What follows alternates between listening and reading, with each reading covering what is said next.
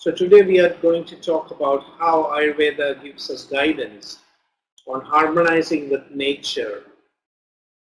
So Ayurveda says that our lifestyle and diet have to be modified in accordance with the changes that happen around us, in nature and around us. So there are two routines prescribed for this. One is the daily routine protocol. In Sanskrit, this is called as Dinacharya. And the other is the seasonal routine protocol, which is changing our lifestyle and diet according to the seasons. So this is called as Ritucharya. So there are two types of protocols which are recommended to balance our lifestyle, the daily and the seasonal routine. So I hope everyone is able to hear now. Is this okay? Can we move forward?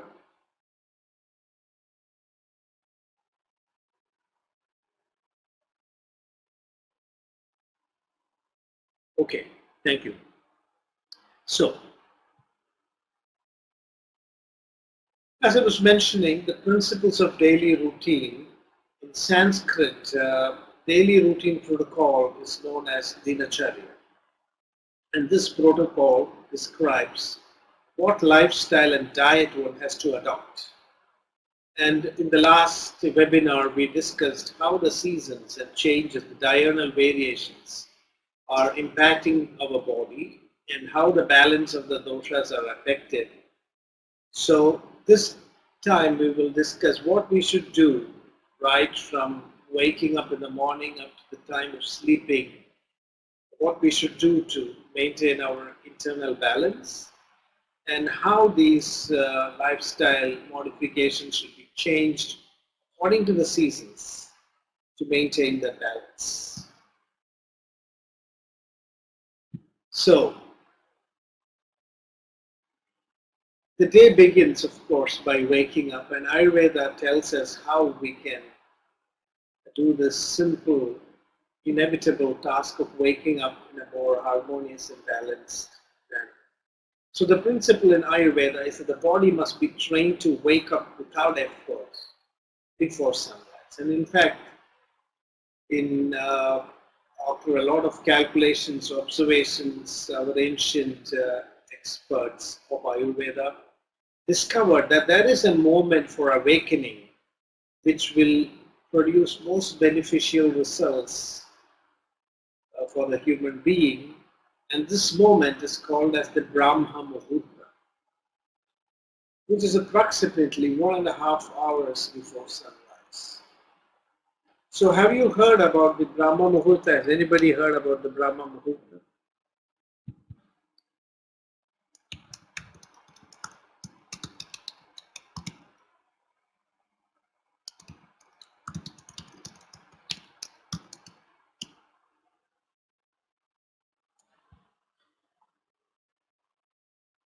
So this is about, and what Ayurveda says is that, okay, yes, so we need not worry about that Sanskrit term. I will explain what it means. So it means the most appropriate moment when you can engage in activities that can expand your mind and consciousness. And it's actually possible to fine-tune our body's clockwork in such a manner that we wake up automatically at this time. In fact, in nature, the biological clock is set in such a way that almost all the living beings, birds and animals, they are designed, most of them, I wouldn't say that this is true for each and every species, but majority of them are designed to wake up at this moment, which is called Brahma Muhurta. So the trick here is that what Ayurveda advises is that you will be able to train your body and mind to wake up at this time only if you follow a certain daily routine. So which means the ability to wake up automatically in the wee hours of the morning in this moment is fully dependent on what lifestyle you follow. In fact, the waking up, automatic waking up, is one of the signs that your lifestyle is actually very balanced. Because if you are not able to wake up in the morning, if you find difficulties, heaviness, when you try to wake up in the morning, you have to keep snoozing your alarm and stay in the bed for long hours, then this is not a good sign. It's a red flag. It means there are serious problems with your lifestyle. So let me ask, amongst these participants, how many of you are able to wake up automatically, consistently, regularly in your life and much before sunrise? Anybody able to do this?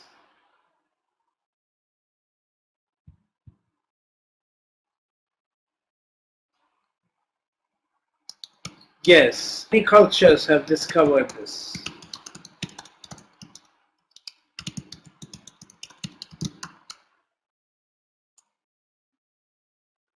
Okay, how many of you find it difficult to wake up in the morning?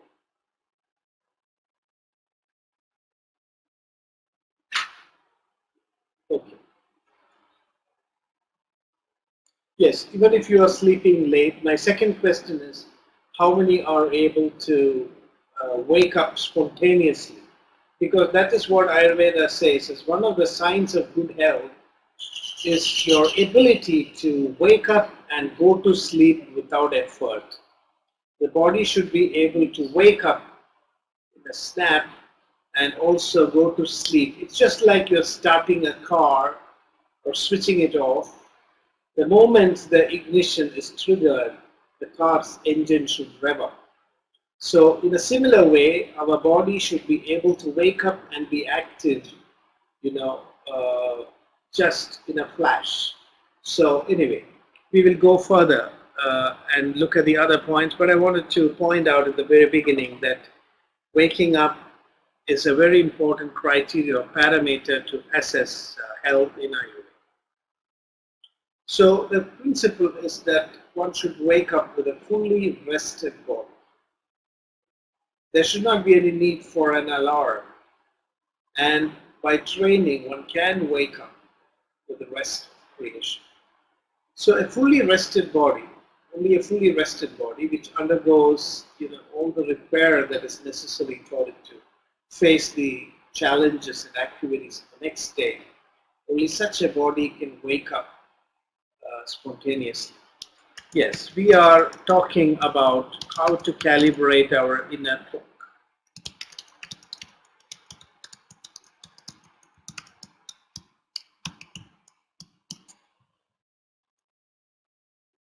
So much of what we are discussing as daily routine is going to be very much connected to sleep. Because sleep, or the resting time, that's kind of the foundation for good health. And the time that you sleep, the duration that you sleep, and the quality of the sleep. So these are three things that are very important about sleep: duration, the time period, and then the quality. So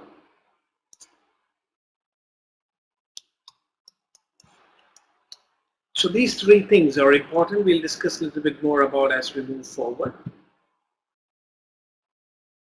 So if we are having very good sleep, then we should be able to wake up spontaneously in what is called as the Brahma Muhurta. So the Brahma Muhurta means the time most suitable for the expansion of the mind. Brahma means expansion. It means to grow.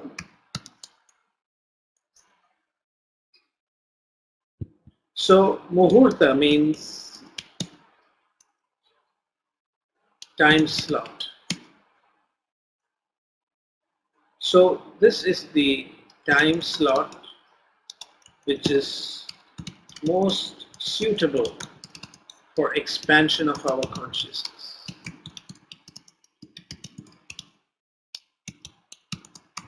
That is why Ayurveda advises that one should wake up in the Brahma Muhurta. So now there are some very simple practical things that Ayurveda talks about when it comes to daily routine. And this is that when the body is well rested, when it wakes up, it is ready to expel the wastes of the previous cycle of activity. This is a very important step according to Ayurveda, which can have long-term implications in terms of prevention of diseases. A body that mobilizes all the waste in rest and expels them from the system is able to actually maintain balance and prevent diseases in the long run. So, a sign of proper rest is also the spontaneous reflex to move the bowels of waking. So immediately on waking up, one should feel the urge to defecate. So to just summarize what we are discussing now, according to Ayurveda, a healthy lifestyle, a healthy daily routine should enable us to achieve two things. Wake up at Brahma Muhurta, and second, wake up with the urge to move bowels.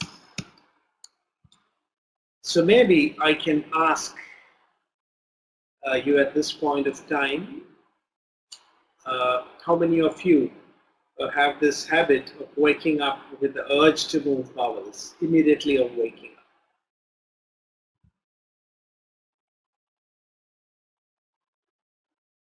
So my first question was, how many people are able to wake up at Brahma Muhurta?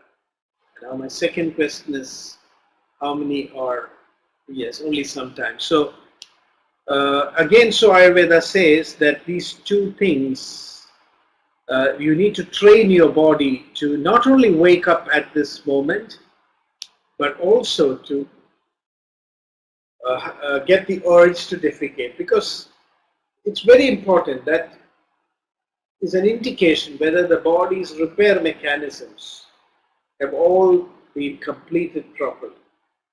So unless the repair and resting has been completed properly, the body will not be ready to throw the wastes from the activities of the previous day.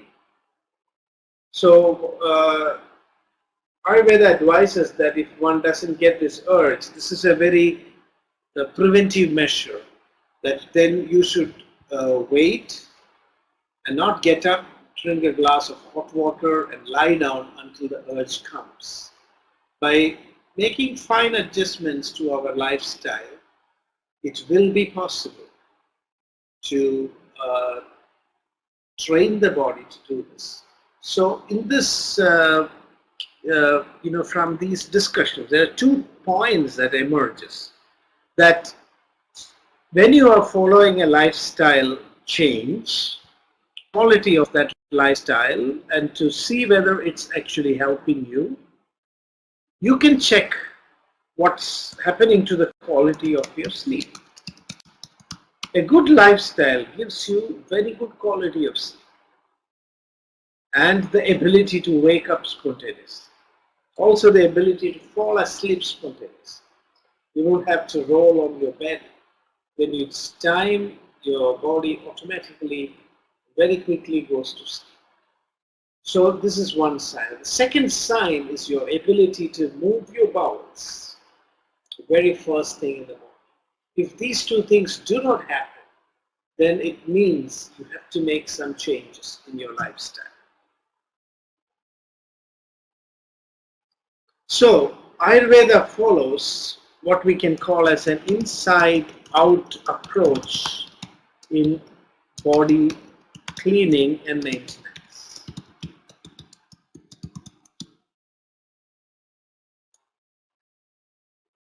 So the Ayurvedic approach can be called as inside-out approach, which means the alimentary tract should be clean before starting the day. So many people wake up brushing the teeth or bathing, but the bathing is the last part in the Ayurvedic schedule for daily routine. Bathing is the end point of body cleanliness. So the body should become clean from inside. The wastes from metabolism, the waste from digestion, the waste from all the cellular activities of the body should be cleaned. We must have a clean and internal environment, and the cleansing of the alimentary tract is an indicator that you are clean inside. So when the gross waste of the body have been removed, then the functions of the body get optimized. So this is the principle of starting daily routine with inner cleanliness, with the movement of the bowels. So the Ayurveda also says that there is a connection between the gut and the brain. Today we call this as the gut-brain axis. How many of you have heard of this gut-brain axis?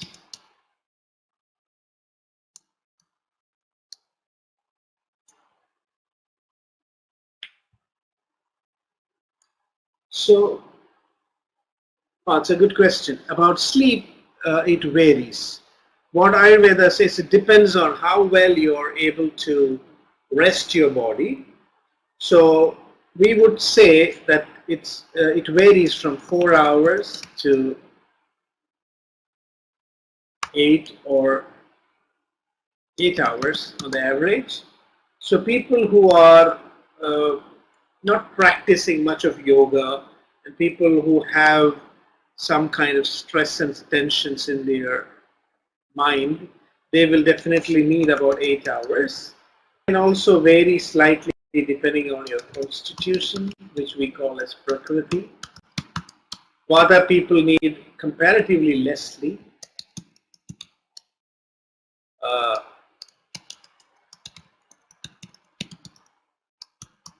Pitta people, moderate.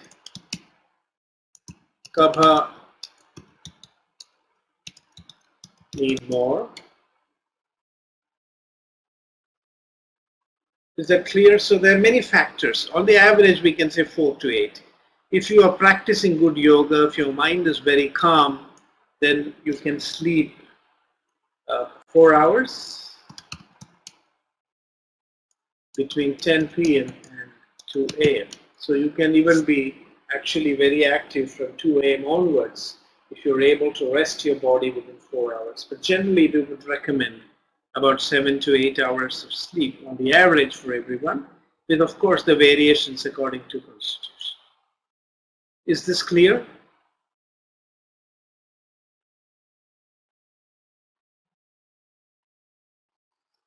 Okay. So in Ayurveda, we begin the day by actually, stabilizing the gut, because the gut microbiome is said to play a very important role. So we are strengthening the body-mind connections in the morning, because the mind has left the body for some time. The mind has left body consciousness for some time. So when we wake up, we are getting reconnected to the body in terms of our awareness. Our awareness is becoming more body conscious. And so the gut-brain axis is a very important component in stabilizing your body-mind calibration. So, and that is why we say that the bowels, if the bowel environment is not very ideal, then it can even make you a bad day for you. You may run into difficulties, stress, and other problems if you are, not good in your gut. So it's also known that 95% of serotonin in the body is found in the gut. Have you heard of serotonin? It's sometimes called the happiness hormone.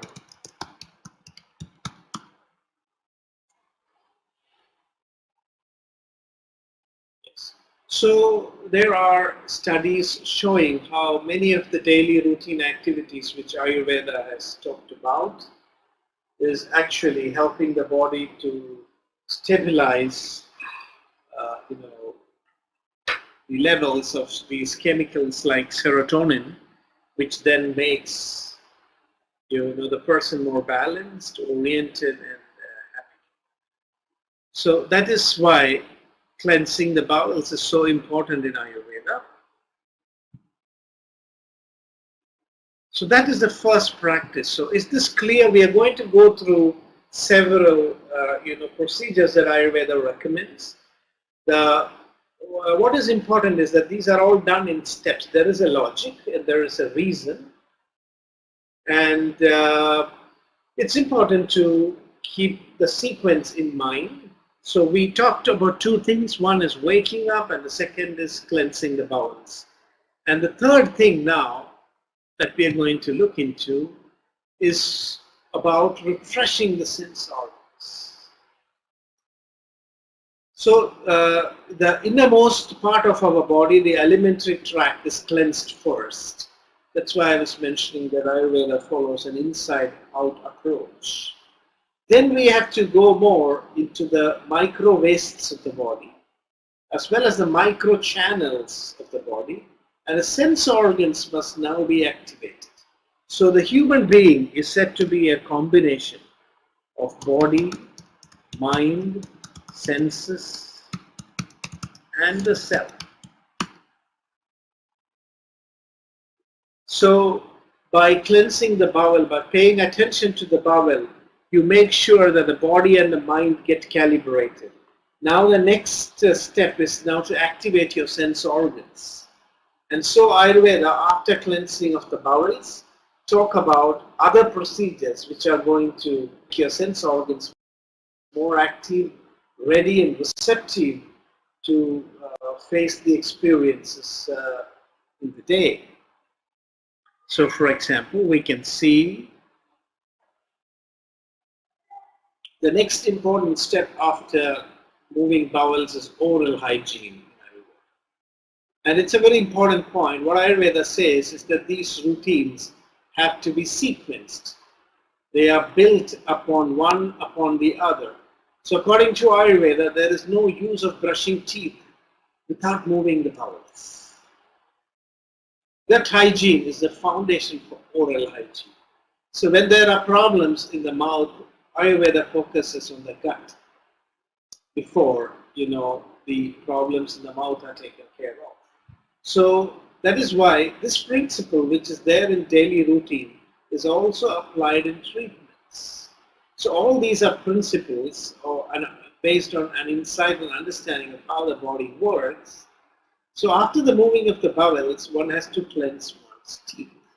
And there are a lot of methodologies mentioned in Ayurveda about how oral hygiene can be achieved.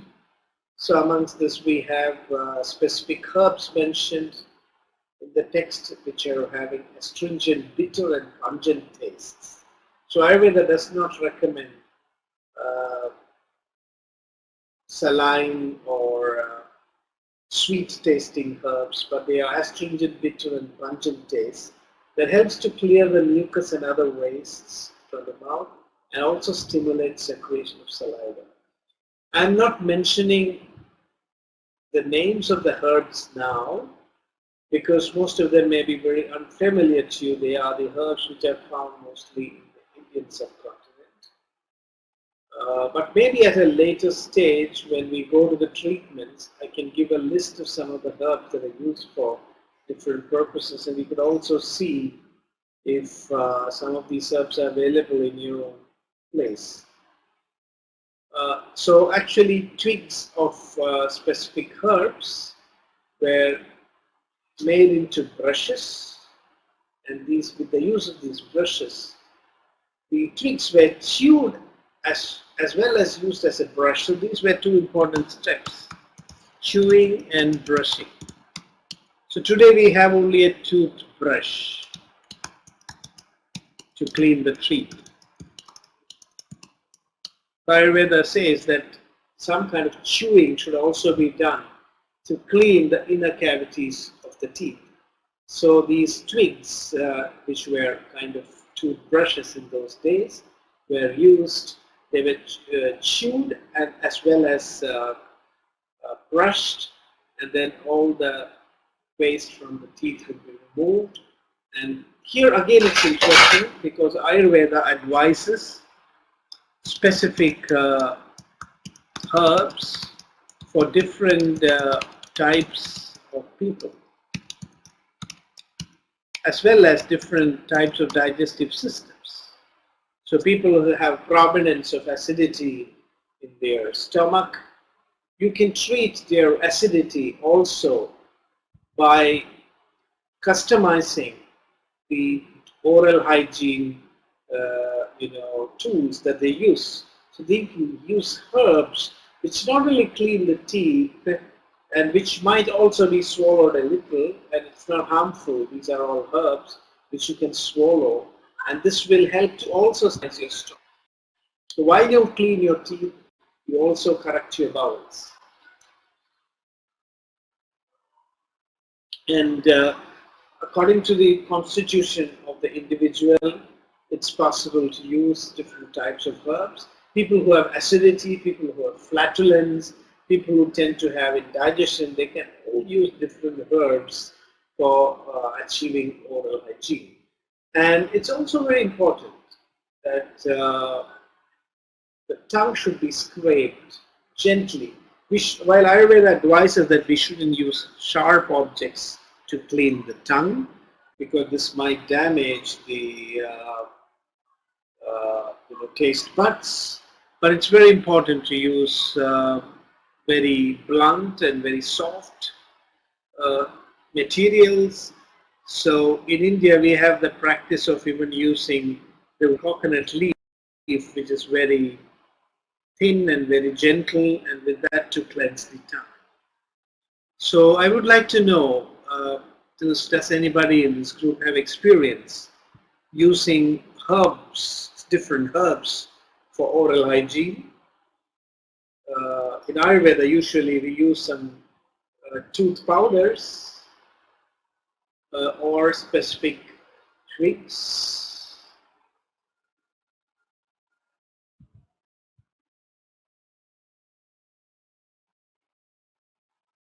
Okay, in India this is called as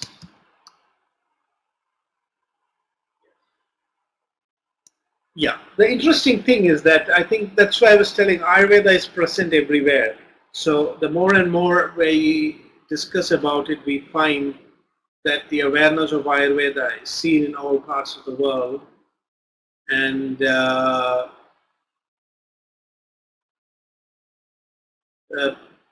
I see in different places they may be using different tricks, but it's important that Ayurveda has given a little more richness and variety to these,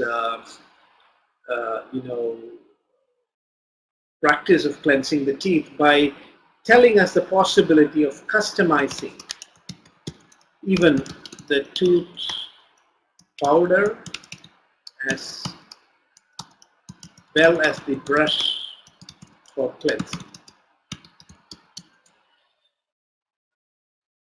So as I was mentioning, at a later time when we are going to discuss about some healing herbs in Ayurveda, I will introduce some of these herbs which are used for multiple purposes.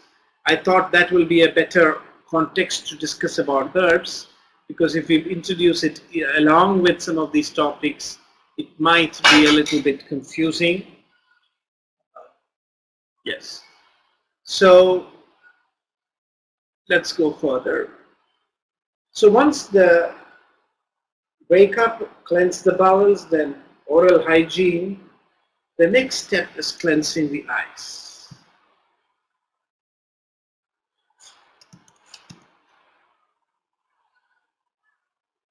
So Ayurveda says that now each sense organ should be activated one by one. And cleansing of the eyes is an elaborate procedure. So Ayurveda talks about special medicinal paste which are prescribed for this. I will also explain some of these herbs with pictures in a future class. But at this point of time, it's just enough to know that when it comes to toothbrush or when it comes to cleansing your eyes, Ayurvedic approach is always very customized and very specific to the place and season that you are living. So we don't say that a universal paste. Okay, not exactly rose water shop. These are eye cleansing, uh, ointments. These are indicated for cleansing, not just for soothing. Rose water is very soothing. Whereas in Ayurveda, what is intended here is to cleanse all the channels in the eye and improve the vision of the eye. So when you apply these things, that some tears will be used and the eye will cleanse itself and secretions and all are removed. And people have observed that if this is done regularly, then your vision is preserved for a longer period in your life. And you also do not get common diseases in the eye. The eye white will be much brighter, the blood supply will be more robust. So these are all the benefits that are advised. And as I said, some of the herbs and the paste that we are using, we will discuss in another class when we look at herbs of Ayurveda. And probably you will have to find local equivalents because many of the herbs that we use in India may not be available everywhere. So that's the good news. The good news is that Ayurveda does not say that only one herb should be used. It says that there are, from amongst the locally available herbs, you can pick up some of the herbs that are likely to help your eye and also customize it according to the patient. For daily routine, it's not key. So since you are asking so specifically, I can tell you one of the ingredients that we use is an extract made from a plant called Berberis aristata. Have you heard of this plant?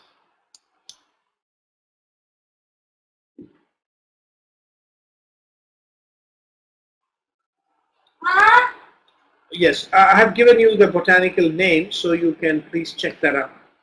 And I'll tell you that, as I told you, when we have a session on medicinal plants, then I will show all these pictures and then tell you at the time that this is what we use here. So many plants are used. If I discuss many of them now, it will be a diverse. Another thing is that we use castor oil in the eye, not ghee, for cleansing purposes. So actually wicks are made, the plant juice is extracted, juice of plant is used to soak cotton cloth, which is dried and then dipped in castor oil, and then it is burned, and the black soot becomes the kajal. We'll do that. So there will be a session on medicinal plants with photographs. So at the end of the class, I will give some contact details where you can get some organic herbs. Okay, so this is about cleansing the eyes. So we will continue for the moment. After the eyes have been cleansed, then the next step is to clean your nose.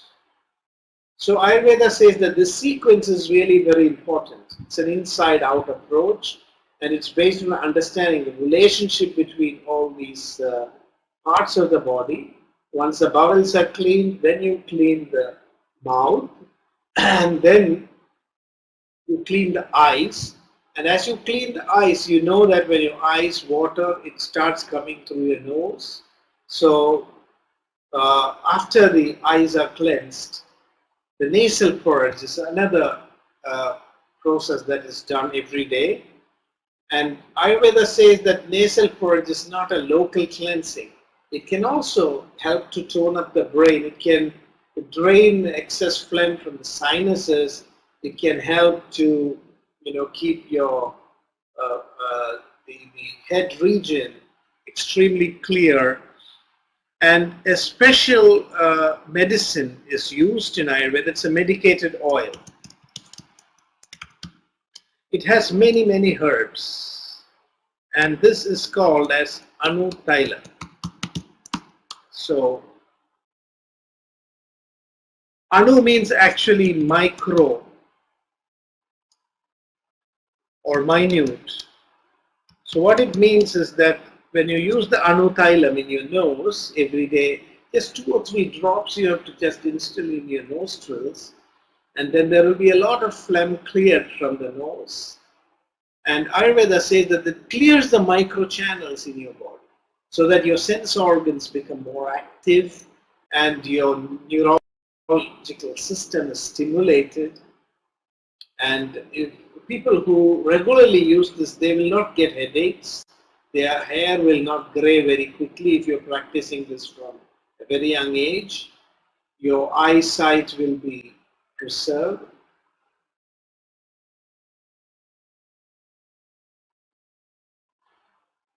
Okay, the Ayurvedic sequence is bowels, then brush teeth, then eyes, then nose, and then again rinsing the mouth. So the mouth has to be rinsed twice. Because Ayurveda says that the mouth oral hygiene is dependent on 2 things. One is the gut. The mouth is connected to the gut, and the mouth is also connected to the nose, the eyes, and the ear. So there is an upper side of the mouth and the lower side of the mouth. So once you cleanse the bowels, you must clean your mouth. And after you cleanse your eyes and nose, then you should again cleanse your mouth. So the mouth is cleaned twice. So this is because the mouth is in between. Above is the nose and the eyes and the ear, and below is the bowels. So the Ayurvedic daily routine is based on an understanding of this anatomical structures and their relationships. So this is the nasal purge. So an Untitled is a compound formulation. You can buy this oil actually in shops which sell Ayurvedic medicines. In India, we get it in all Ayurvedic pharmacies.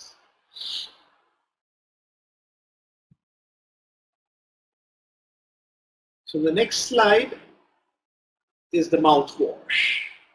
So we again, now second time you don't have to brush your mouth because you already did this. So brushing of the mouth is actually to remove the digestive wastes. And washing the mouth is to remove all the secretions that come from the nose and the eyes. So the wastes that come to the oral cavity from the eyes and nose are cleared by this procedure. And there are 2 methods. One is active gargling as well as holding liquids in the mouth. So you gargle and then also you hold liquids in the mouth. Even oil is kept in the mouth to strengthen the gums and teeth, although there are many controversies regarding the real benefits of sesame oil. But if you look at it logically, you can see that there is a correlation between all these activities. Cleansing the bowels and then brushing your teeth and then cleaning your eyes, then clearing your nose, and then again, rinsing your mouth, and then you become extremely fresh and clear and oriented. So it's interesting. In Ayurveda, we just also advise to use what we can call as a herbal smoke. So medicated smoke of herbal mixtures is advised to clear channels and bring focus to the mind. So I want to clarify that this has got nothing to do with tobacco smoking. This is a very brief exposure to smoke made by burning herbs. Has any one of you experienced herbal smokes?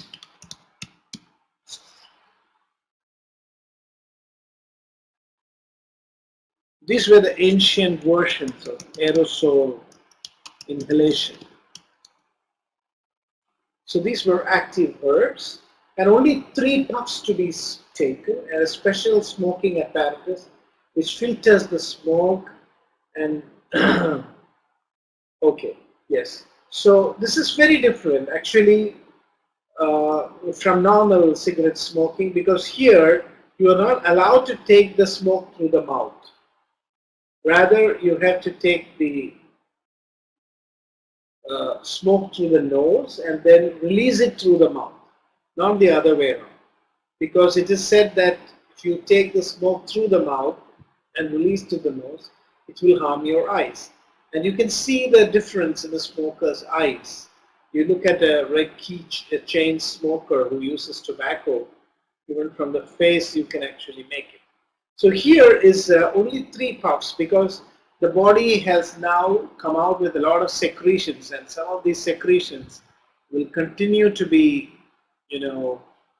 oozing out even after your cleansing is over. So to just dry up all your channels and bring some stability, the herbal mixture is burned, and just 3 puffs are taken through each nostril, and a special smoking apparatus has to be used.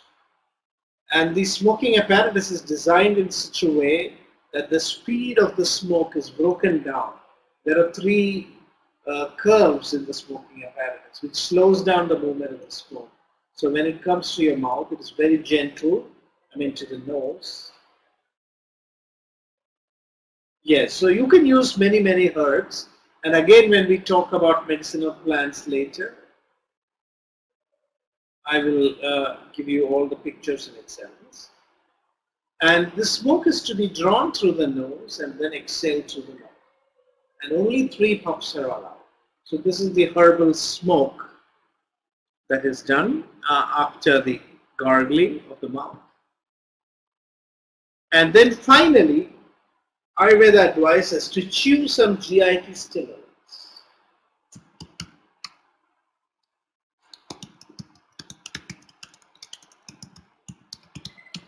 So these, it's just like brushing, and by just inhaling 2 puffs of smoke, you will not get any, and we don't have any psychedelic compounds in it. There are no psychoactive compounds in any of the herbs that are prescribed for herbal smoking. They are completely safe. And that is why it is not very popular. In India, people try to sell Ayurvedic herbs for smoking, but because they are not giving any inebriation, they do not have any psychedelic action, people are not interested in using it. So it went into disuse. People need tobacco and other stimulants. So these are not, these smoke which we do is not a stimulant in any way. Now the last part of the personal hygiene here is the GIT stimulants. One is advised to chew herbal stimulants to improve appetite and digestion. And traditional ingredients include betel leaves and spices like cardamom and cloves. And unfortunately, this is a practice which became very dangerous in India after a period when tobacco was discovered. People started chewing tobacco, which is not advised in Ayurveda at all.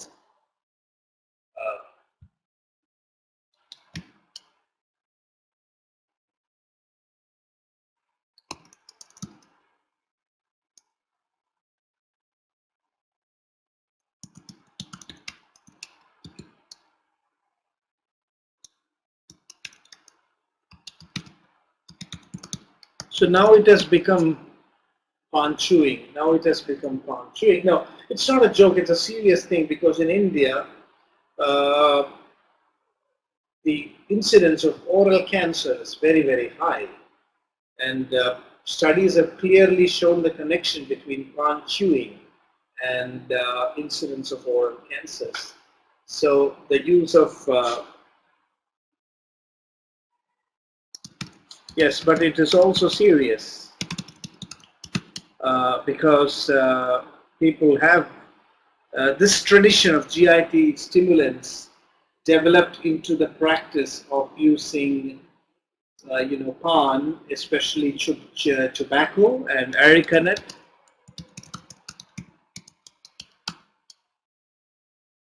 and they are known as carcinogens. And so this is.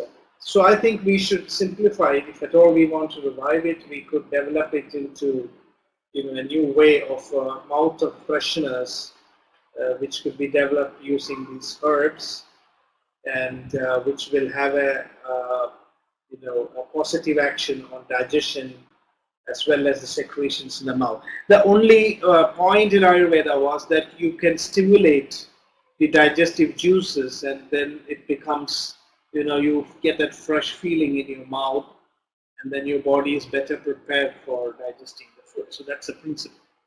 So we have to be careful in the ingredients that we use here.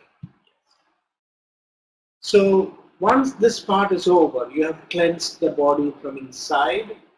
Now is the time for oil application. So this is also coming in sequence. So all these things are done immediately on waking up. And of course, it wouldn't take even as much time as we have taken now to explain it. But what we're going to do now, the oil application onwards, requires a little time. So oil application, Ayurveda says that oil should be applied every day. Now, I am very curious to know how many of you are doing this or would imagine doing this.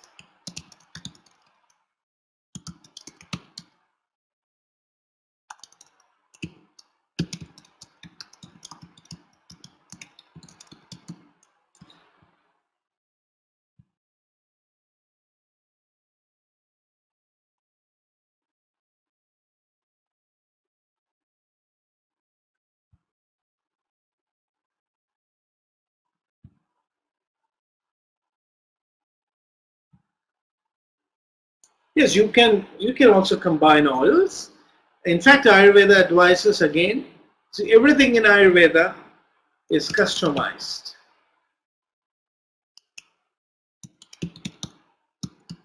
Personalized. So in Ayurveda also things are used in combination. So if we have to discover a combination or an oil that is more suited for that. Yes, once or twice a week is good enough, and actually depends on which place you are living, the climate, your own constitution. For example, a Vata person will greatly benefit from applying oil every day.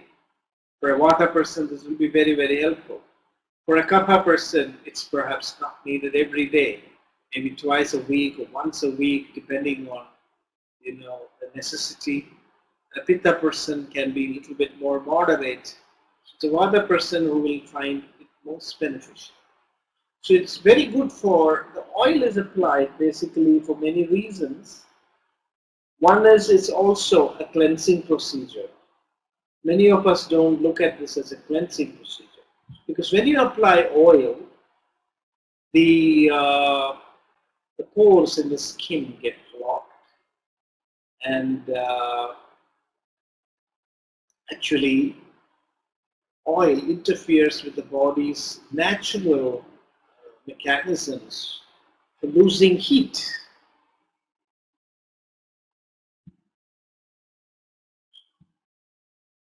So convection, radiation, evaporation, conduction, these are the various processes through which body heat is.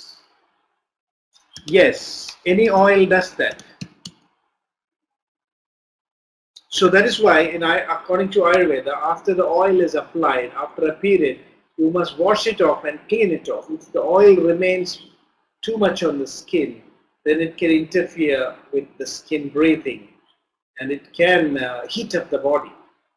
So in fact, one of the purposes of oiling is to actually also induce sweating. So if you apply oil and remain for some time, you can see that sweat will form. So in fact, if you're not doing much exercise, this is the time that you must then give a gentle massage to your body once the sweat starts coming out, which means the oil has trapped inside, and the micro wastes, the metabolic wastes, which are microform, are now ready to be removed from the system. And once that is done, then you have to remove the oil. So you shouldn't keep the oil for a very long time. In Ayurveda, ideally, you keep an oil for as short as 20 minutes or maximum of 45 minutes. And in very rare cases, for maybe 1 hour. And this is, again, as I told you, you will keep understanding that in Ayurveda we are doing things in a very personalized manner. And so you will realize that even the duration for applying oil depends on the constitution. So a Vata person will benefit by not only applying oil every day, but by also keeping it longer. A Vata person will benefit from keeping the oil on the body for a longer period. A Kapha person will not have to keep it as long.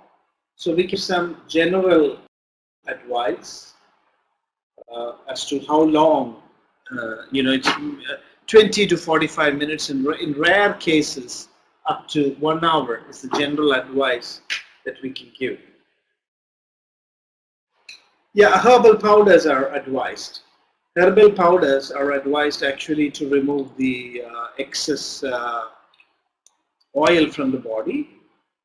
And depending on whether you have dry skin or oily skin, the herbs that are used are also, different. So sometimes we also use well-known ingredients like soap nut. Some of the things that are used as hibiscus leaves, and then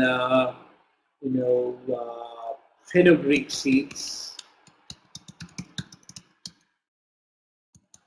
green gram powder,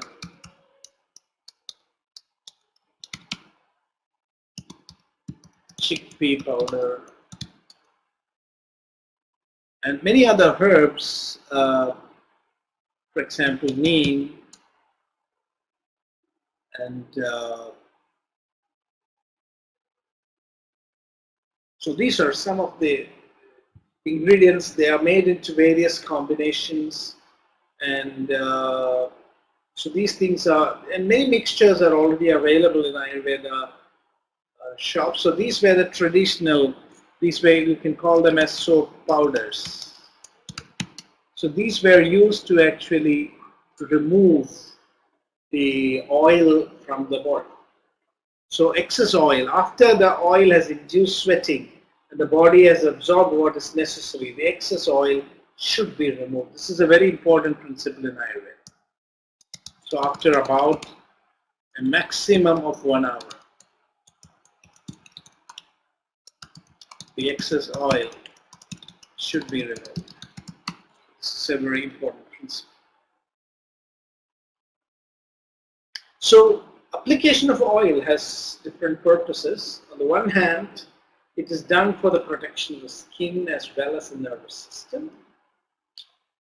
And on the other hand, it also tones up the nerves and the muscles. So sesame oil, or sesame oil, I hope you know.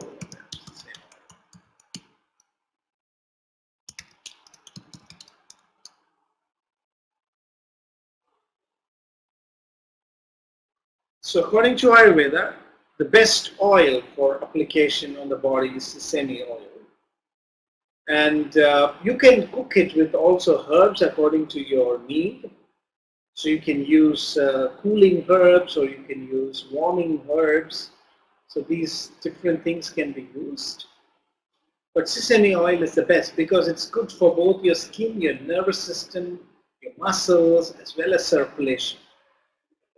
But if you want to specifically target your skin, if you have tender skin, or if you want to promote hair growth, then coconut oil is advised.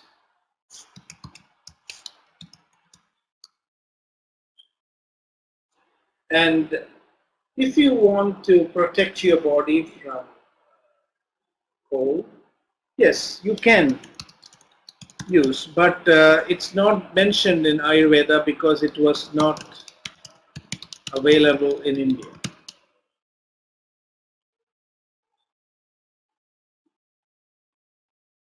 So you can use of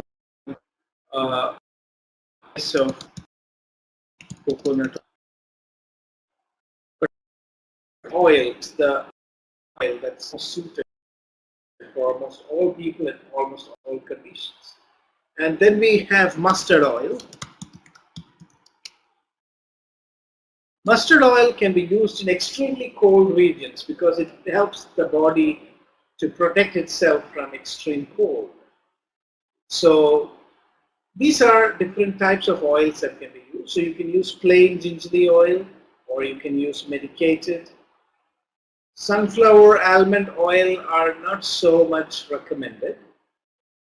Almond oil is, of course, also can be used, but it is also expensive. So gingery oil is good in many ways because of its comparatively not so expensive, and it still gives all these benefits. Almond oil can be used when there is more of vata. So you can use, but sunflower oil and all that are not recommended in Ayurveda. So these are so when you have extreme cold and a kapha thing, you can use mustard oil. When there's more of pitta, you can use coconut oil or even olive oil. And when there is more of vata. Yes, castor oil is used in treatments. It is good for the hair and can be mixed with coconut oil.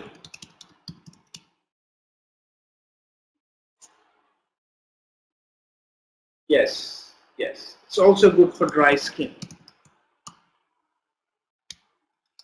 It's very good for back pain. So in Ayurveda, we have some special treatment procedures. But castor oil is not something which we are using on a daily basis. So the first preference is for sesame oil.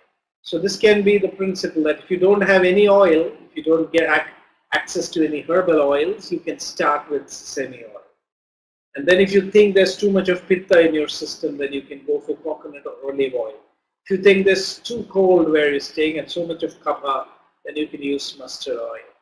And if there's vata and you need soft skin, you can also use almond oil. And I would stop at that for normal health lifestyle adjustments. Other types of oils can be considered for specific ailments and illnesses, or when these oils are absolutely not available. So this is the thing, and oil has to be applied, as I said, for about 20 to 45 minutes. So the average, depending on your constitution and the season, and in summer season you can keep the oil much lesser time, and winter season you should keep it much longer, because in summer your body will sweat much faster and your body will get too much heated up if you keep the oil on your body for a longer time.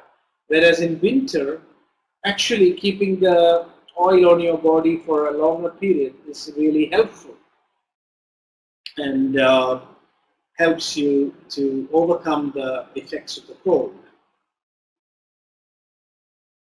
So I hope this is clear. Can we move forward?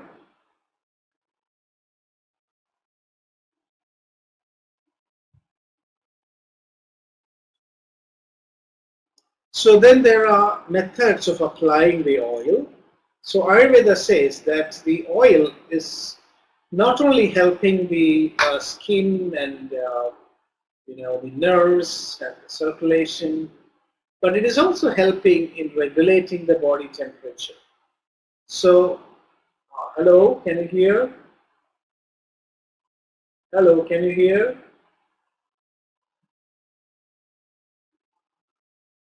Okay, so maybe there is some internet problem.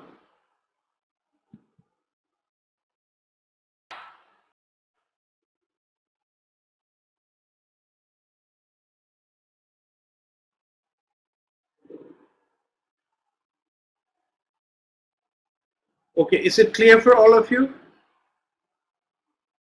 Can I continue? Okay, right. Yes, so when it comes to applying oil, Ayurveda says that certain sequences and simple methods have to be followed. The oil should be applied in the vertex of the head, ears and feet specifically. So first you apply it in the center of your head, and then around the ears. In Ayurveda, we have two methods. One is to also put oil into your ears.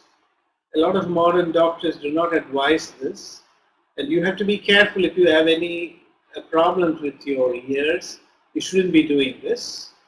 But otherwise, in my experience, I have been applying oil in my ears, inside my ears, for the last 25 years, and I've never faced any problem. In fact, it helps your ears from building up wax, and it gives you sharp,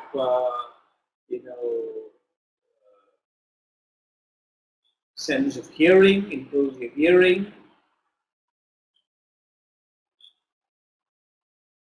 Is everyone facing difficulty, or is it only one or two?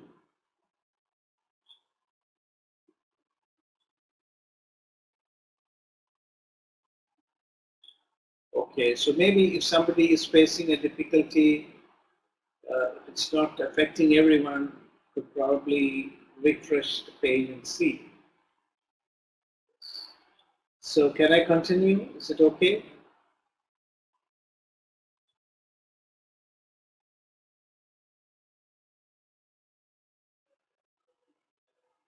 Right.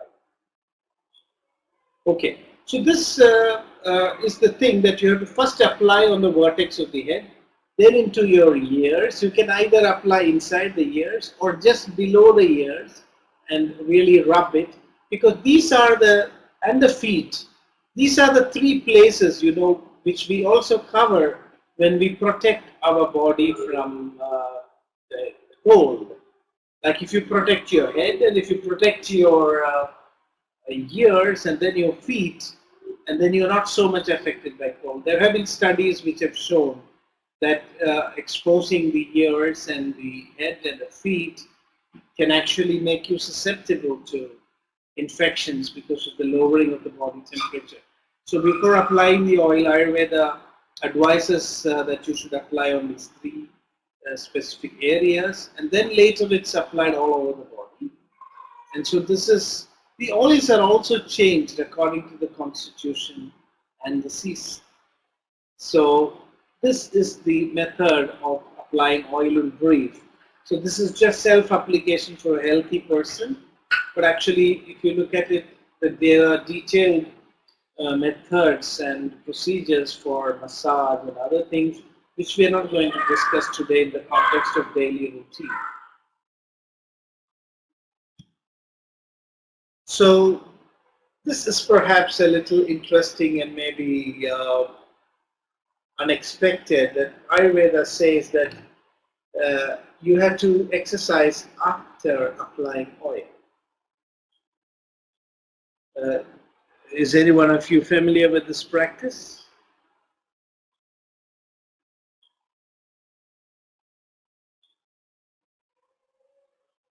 Okay. So this is again, in Ayurveda, we are trapping the heat inside the body, and when you do some workouts after applying oil, the body sweats very well and the metabolic ways are better mobilized. And this exercise is to be done only up to half of one's stamina. You should not exert yourself too much. So once half of your stamina is used, you must stop the exercise. And overexertion is strictly prohibited.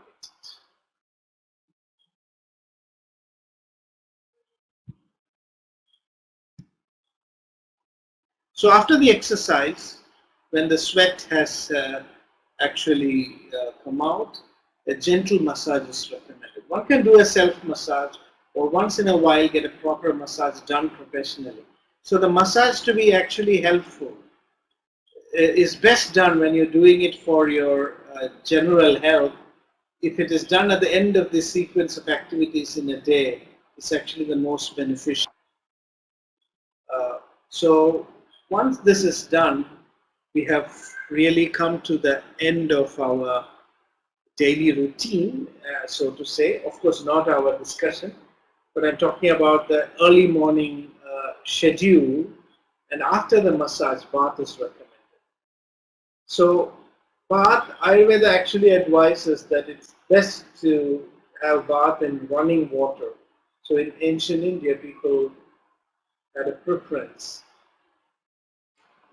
No, the oil is still on your body.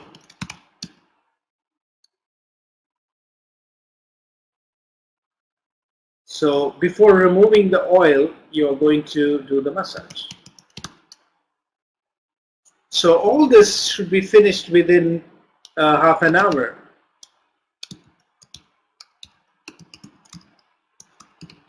So half an hour to 45 minutes, these procedures are done, and then you have a bath. And what Ayurveda says is that on the head, one should not use hot water on your head. It's said to be not good for the hairs and also not good for your eyes. The eyes are extremely heat sensitive. One can use hot water only below the neck. Yes, exactly. This is what Ayurveda advises. So do the oil, then exercise a bit, because then your body becomes loose. So actually it is, if you put it in another way, it's oiling, then active exercise,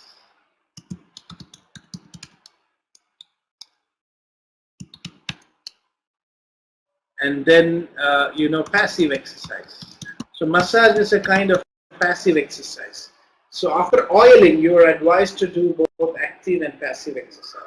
So in ancient days, they used to do, there were special exercises which you could do with oiling, and one of this was coloring.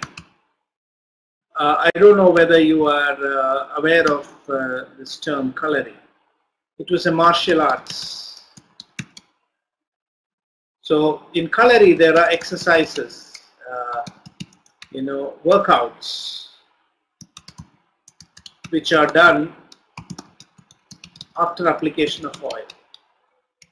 So the purpose of these exercises are actually the Kalari procedures are aimed at making your body extremely flexible. So when the oil is applied, it's much more easier to make your body flexible. That is why exercises were mentioned after oiling. So the purpose of the exercise was to give deeper massage to your internal organs and also to make your body extremely flexible and supple. And then to remove the fatigue from that exercise, you're doing the massage, which is like kind of a passive exercise.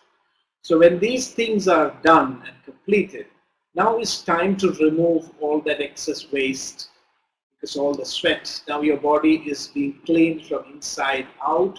You've come to the external skin, and now you can pour the water, and bath is recommended. So only cool or lukewarm water is to be poured on the head, and below the neck one can use hot water, and herbal powders are recommended as a soap.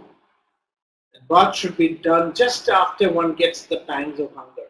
So you should, it's very important that just before you begin to get the craving for food, that is, just before that you must have your bath. Ayurveda always advises that it is good to eat food in the morning after the bath. And bathing is not recommended when there is indigestion or immediately after eating. So this is about bath, and with this we are coming to the end of the major procedures that we have to do every day to, keep your body supple and clean and clear. So if you do this in this sequence, The sequence is very important because Ayurveda says that only when you do these steps in the sequence, you will achieve the inside out cleaning. So that's the key thing. It's based on an understanding of the entire digestive and metabolic processes and how the body mobilizes these wastes. Skin is also used here as an excretory organ to remove the excess waste. So now we have removed the micro waste, we have cleared the channels, and the body is now ready for an intake, refueling the next day, and then ready to do the activities for the next day. So this is the inside out cleansing method, part of daily routine. And then we will come to food, sleep and other activities. So I think at this time we can take a break for 10 minutes. Of course, we started a little bit late because of the technical glitches, but since my time is also, I have some other schedules after this, I've taken a little longer for the first half, but I think it will help to have a short break now, and we come back after 10 minutes.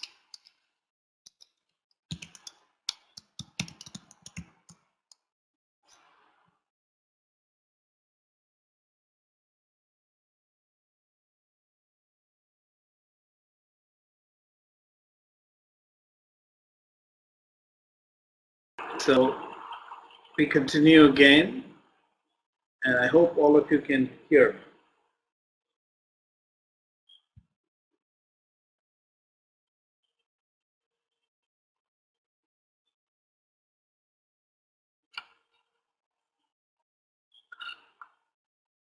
Can everybody hear me? Am I audible?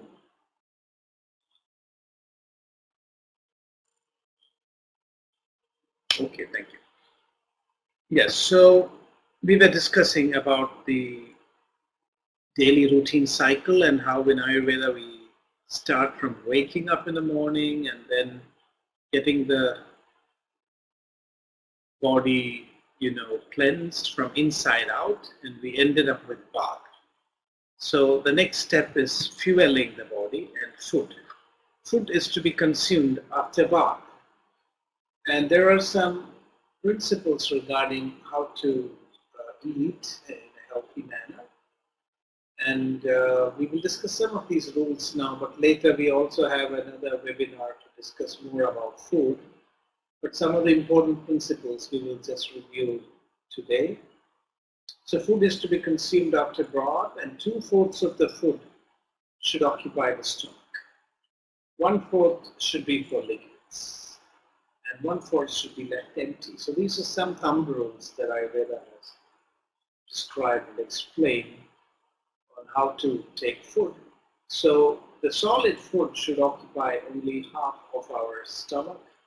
1/4 should be for liquids, and 1/4 should be left empty to enable proper digestion. So the whole principle here is that today we are more conscious about the quality of nutrients that goes inside. But in Ayurveda, we are more concerned about what happens to the food that we consume. It's more important to ensure that whatever we eat is completely digested and transformed. So that's the reason why at the very outset, it's a point that is being highlighted, that the quantum of food that you take should be in such a way that the stomach has the space to digest the food completely. So when the quantity of the food is concerned, it should be decided on the basis of the digestive capacity of the individual, and overeating heavy foods are to be avoided. Light foods should be taken only to the point of moderate relishment. And you shouldn't keep taking the food just because it is tasty, which is very much emphasized in Ayurveda. Foods are classified into heavy and light. Heavy foods are those which take longer time to digest. Light foods are those which get digested much easier. But in either case, heavy foods should be taken with caution. For example, wheat and rice. Rice is okay. Yes, so there may be differences in different cultures. In Ayurveda, it is into 4 parts.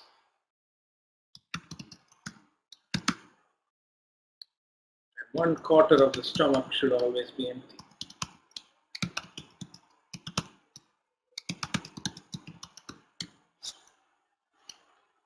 That's the principle in Ayurveda.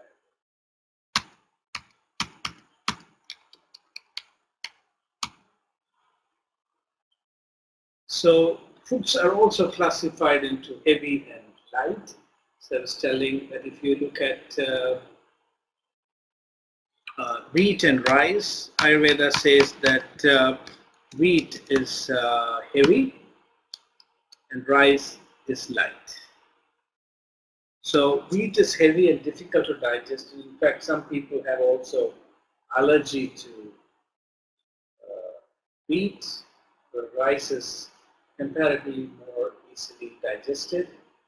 So because of that reason, people may overeat rice, and then that can also lead to build-up of fat and other problems. So the quantity of food, these are some of the common principles that Ayurveda prescribes. And then when you take food, it's mandatory that heavy activity is prohibited after food. The stomach should be fully available for digestion. What Ayurveda advises is to just walk 100 steps and then lie down onto the left side of the body. So this is very interesting because the stomach is on the left side, and if you lie on the left side, then the food is better aligned. If you lie on the right side, then the stomach tends to come in the opposite direction by gravity. And even the villi and the blood vessel network, which absorbs the food, they function better when you lie down on the left side of the body. So eating food was not supposed to be a very casual affair. It's talking to people and getting back to work immediately. Both intellectual and physical work should be avoided after taking food. And even lying down for a few minutes is recommended for the food to settle before we start our activities again. Today I also want to discuss something about timing of food, because this might sound a little bit impractical in modern life, but according to Ayurveda, this is really very, very important. Ayurveda recommends eating food only twice in a day, in the mid-morning or not very early in the morning, but also not very late, and then early evening. Classically, only food is advised twice a day, but these are to be big, heavy meals. We will come back to this later. In our second presentation, I will also discuss the logic as well as modern discoveries about the timing of the food, how many times a day we must eat. The remaining period has to be observed as fasting period. So this is a very fundamental principle. Ayurveda says that the longer the time period between 2 meals, the better it is for the body. And certain other principles are that the evening meals should be lighter compared to the morning meals. So I would like to, later on today itself, throw more light on the science behind this principle, how modern research is also establishing the importance of these practices. For some long time, diabetologists have believed that eating piecemeals, breaking the meals into several times a day was better. But today, research is pointing out that even for diabetics, having heavier meals spaced apart and lesser number of times during the day is much better for sugar control as well as obesity. So that we will, as I mentioned, we will look into that later in the second presentation. So after the food, the next time period is for leisure and recreation. And all work for subsistence and living are to be done in the morning hours. As I was mentioned practice was to have a very early work day. So after the period of study and introspection and contemplation, the early morning hours, people work for their living, so 6 to 8 hours, and by afternoon, the entire work is over. Now is the time in the afternoons that one is to spend time with friends, engaging in recreational activities. So this de-stressing of the mind is considered very important for long-term health. And I think one of the reasons why people are getting extremely stressed out and prone to stress-related illnesses in today's world is probably because this part is missing. So every day, some time has been spent for such recreational activities. And just as we talked about spontaneous waking up, Ayurveda also points out that a sign of good health is the ability to fall asleep also spontaneously. So one should be able to fall asleep spontaneously. So I hope you all remember about Kali Yama, all those who attended the previous webinar. Are you able to remember? You plus try to recollect what time is the time of Kali Yama.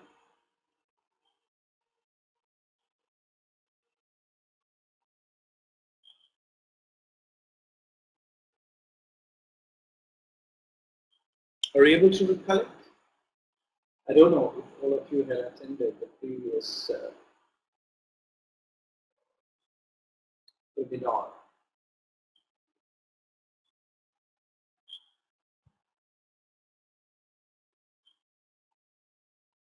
I'm asking this question because if you are not able to recollect, maybe I should explain a little bit about Kali Yama before we discuss this.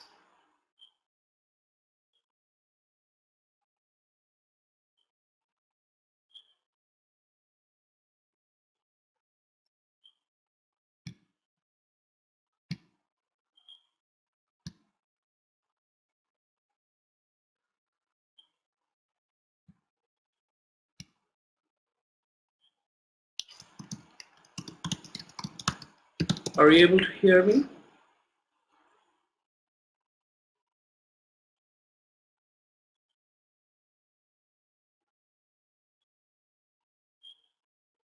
Okay. So I was just asking a question. Do you all remember about Kali Yama?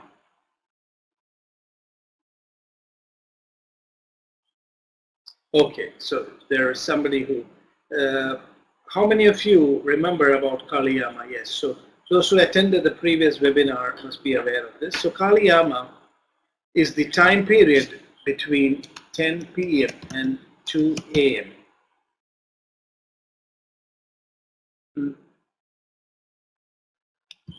Okay, so it's between 10 p.m. and 2 a.m. In this time period is when the secretion of melatonin, which is the sleep hormone, becomes very high. It's also called as a dark hormone because of its dark color. And Kali is also a goddess, is very dark, and she cuts the head of the individual. That is the symbolism. So we can say that cutting the head of the individual actually represents the loss of body consciousness. So Kali is the time when the body is designed to actually sleep.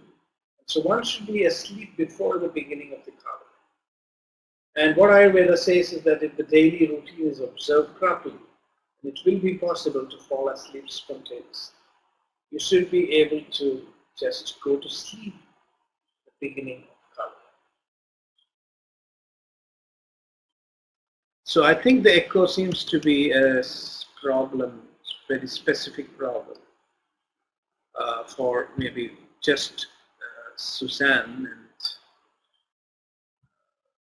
maybe you have to try refreshing your page again. Okay, so spontaneous sleep is a very important principle. And if you go back to the previous webinar. If the materials are available, you can also see the different phases during the day which have been described. All the yamas I have actually explained. So if you want to know more about the yamas and what is Kala Yama, you can maybe refer back to the previous webinar. Since even the recordings are available, I hope you should be able to get back and refer to it. So next are the 3 sub-pillars of life, with which we will go on to the... So food, sleep, and sex, and also creative work. These 3 things are considered in Ayurveda as sub-pillars of life. So if you look at it in one way, life subsists on these 3 pillars. There are 3 things that we do. We fuel the body, we rest the body, and we act. And this action, we say, is creative action. And in Ayurveda, it is very important for us to understand how to conserve energy while we act. So we can act in 2 ways. We act in ways that completely cause loss of energy, and then even fueling and resting is not sufficient to keep us active. Or you can act in a very optimized manner so that, with very little fueling and very little rest, you can be more creative. So building a healthy lifestyle is to actually work with these 3 pillars. Learn how to act in such a manner that your requirement for fuel and the requirement for rest becomes minimized. If your lifestyle is not correct, then your food needs will increase and your rest need will also increase, and in the long run your ability to be active and contributing to not only yourself but also to society will actually come down. So we can say that the method of daily routine of modulating our lifestyle in Ayurveda is based on this principle of discovering how to act, how to be active in such a manner that your body is relying on less fuel, rest less, which means that it's possible for us to discover a way of life that makes us extremely productive, efficient, and more active. So this is the principle of, and Ayurveda says that the body should not be overstretched. In order to achieve this, we must learn to withdraw from activities before the point of stress and strain. A little bit of stretching is healthy, but over. So this is true. Modern masters or experts of stress have also discovered that acute stress, a stress for a short period of time, is good, whereas chronic stress is actually dangerous for the body. So this is the first part of actually our discussion today, in which I try to define what is how Ayurveda looks at healthy lifestyle and how Ayurveda advises us to regulate our daily activities in such a way that we become more efficient, productive, and less afflicted with disease and other difficulties. So at this point, we need to now change the slides. So I'd like to request Yana to, so maybe we have to go to the beginning. Yeah.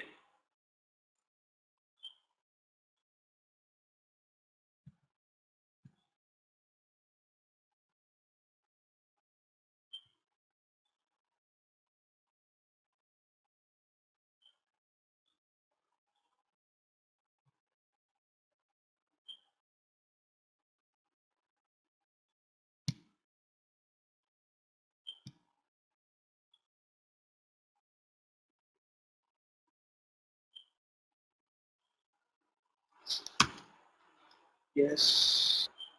So are you all able to see these slides now? The new slide?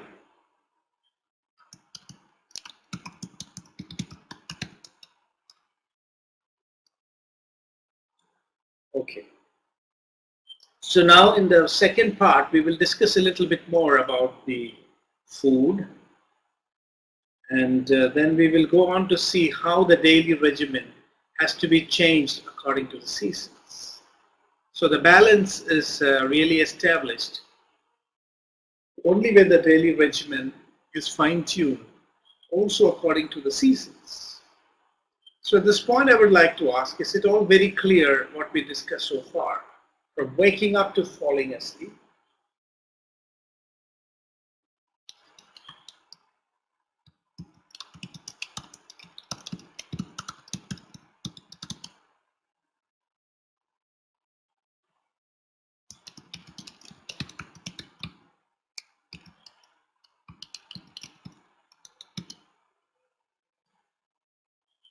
Okay, so since it is clear, now we will discuss a little bit more about the food. So I was just mentioning the basis of the logic of eating twice a day. These are studies that have been published which shows that 2 meals a day is effective to treat type 2 diabetes. Eating 2 large meals a day helps you lose more weight than grazing on small portions. Study finds 2 hearty meals each day better for you than 6 snacks. Eating a big breakfast and lunch helps control weight and blood sugar levels. So this is a very important.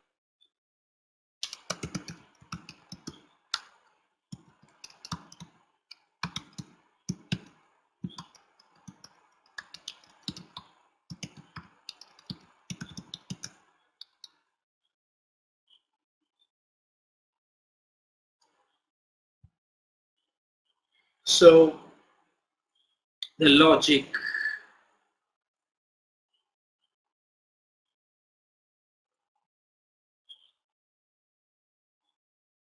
of eating twice a day. I hope you're all able to see the slide which shares 2 meals a day effective to treat type 2 diabetes.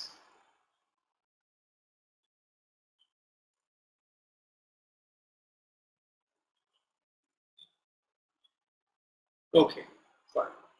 Yes. So this is the important thing. Ayurveda is emphasizing for many centuries that eating 2 hearty meals a day is better than snacking several times during the day.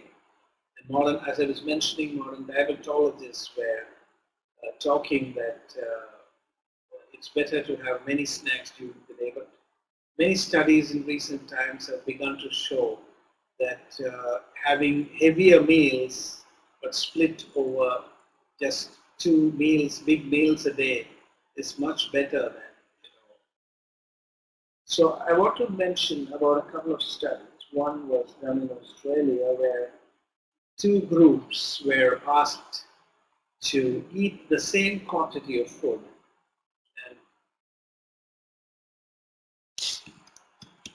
And one group was asked to eat the food several times during the day, but the other group was asked to eat just twice during the day. And care was taken to see that the time gap between the 2 meals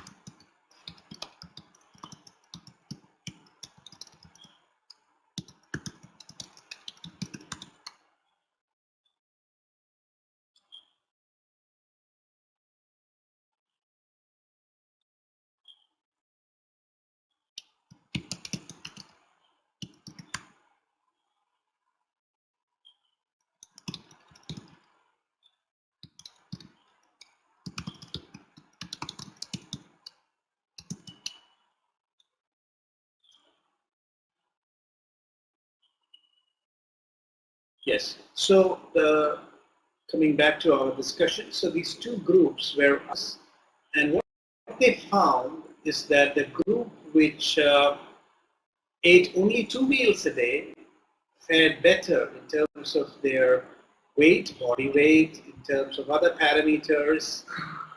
They were much better than the group which ate the same quantity of food but several times during the day. So in Ayurveda, there are certain principles that one is having two big meals in a day, and the other is that there should be a gap between the meals. The longer the gap, the better. And this was also proved in the study. And there was another interesting finding is that the morning meal can be much heavier and the evening meal should be very light. The more later you take food in the night, the more difficult the body finds to bring your blood sugar levels back into balance or even to stabilize your fat metabolism. Eating a lot of food later during the day is known to contribute to fat accumulation in the body. So these are all interesting research studies and findings that fully support the ancient wisdom of Ayurveda and perhaps also shared in many other cultures around the world. So Ayurveda says that keeping the body fasting once in a while and also increasing the time gap between two meals is a key to maintain a vibrant immune system. So there are studies which shows that not eating between 2 and 4 subsequent days at a time is very good for boosting the immune system. It promotes immune system regeneration, particularly in patients who are usually immunocompromised. And there are studies even on animals and humans which show that when there is a fasting, it's not enough to just fast for a short period.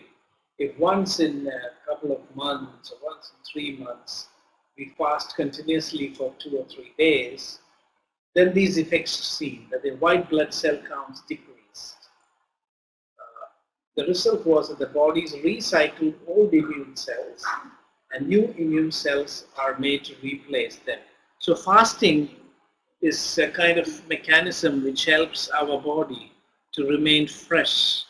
It helps the body to recycle, worn out cells and become more robust and healthy.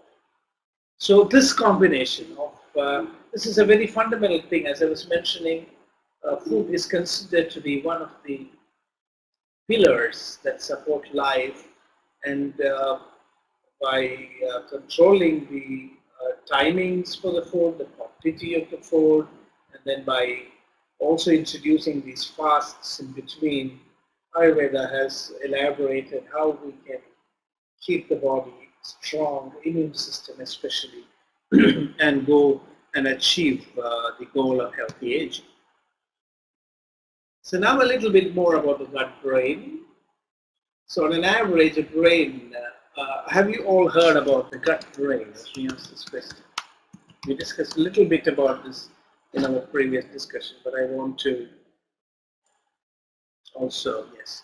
So we know the brain has about 100 billion neurons, but the digestive system also has 500 million nerve cells and 100 million neurons, which means it's almost like we have a cat in our gut.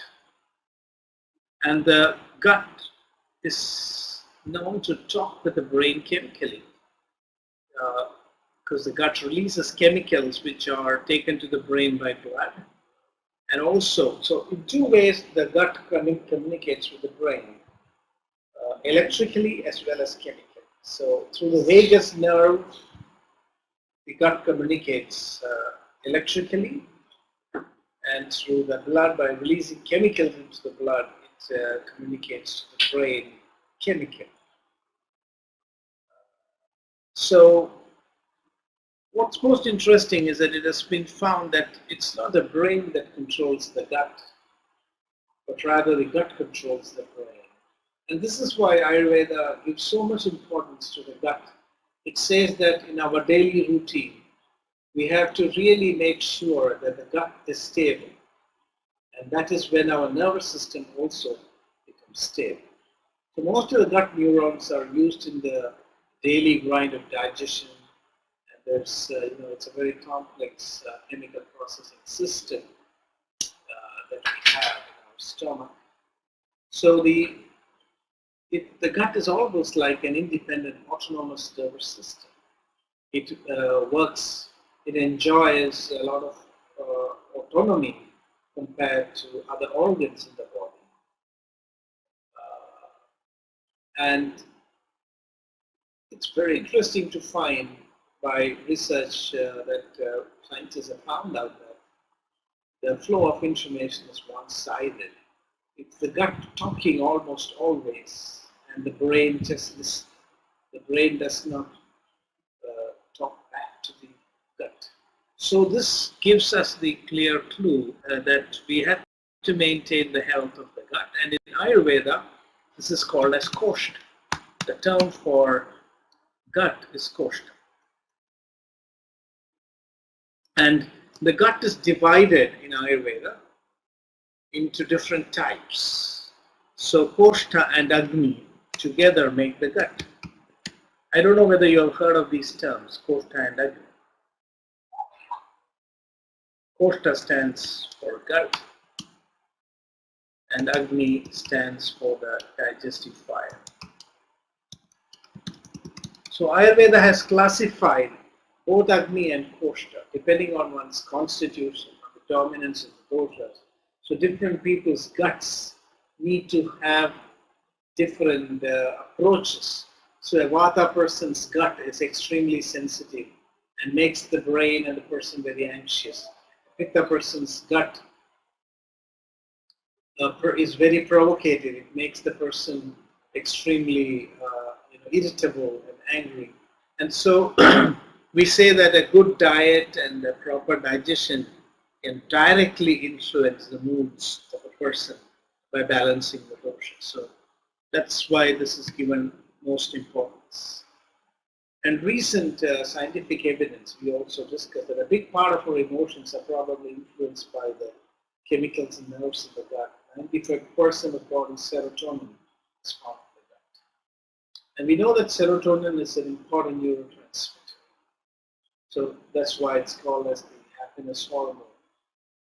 And a lot of studies are beginning to surface that if you have a gut that is bacteria free, a lot of people I have in my own experience found that if they take a course of antibiotics and if they are very frequently using antibiotics, then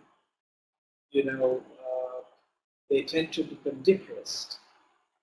So people are becoming more anxious because their guts are bacteria free. So if you destroy our bacteria by too much use of antibiotics, then one of the side effects can be depression. And this is very clearly emphasized in Ayurveda. So it's very important that you have a balanced gut, especially in childhood, if you want our children and even ourselves to be not so anxious, not so stressed, that it all begins in the gut.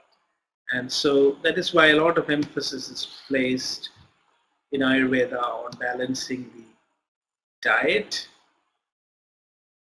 and also maintaining the health of the koshta or the gut. So now we have now reviewed the basic principles of how to identify a healthy lifestyle. So I would like to ask a few questions here. Are these points clear? Because now we are going to learn how to adapt our lifestyle according to the seasons. What additional things we have to do according to the seasons. So before that,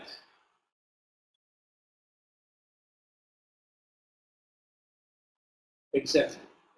So these are, yes, even in my clinic I have found a lot of these examples.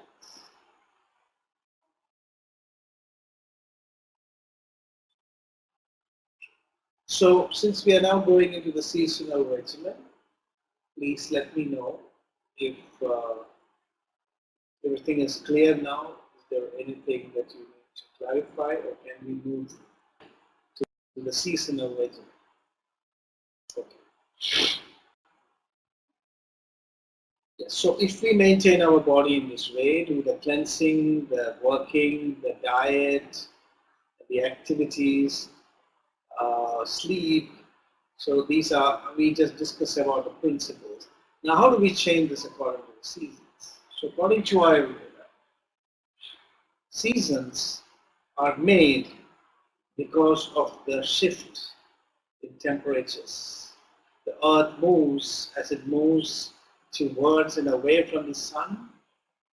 Heat, rain and cold are created. So essentially seasons are created by the interplay of heat, rain and cold. So at least these three seasons are present, even though some may dominate. So even in a desert you have heat, rain and cold. So this is unavoidable, without which no life can exist on earth. So changing according to the seasons actually means to adjust yourself to the impact of these three phenomena into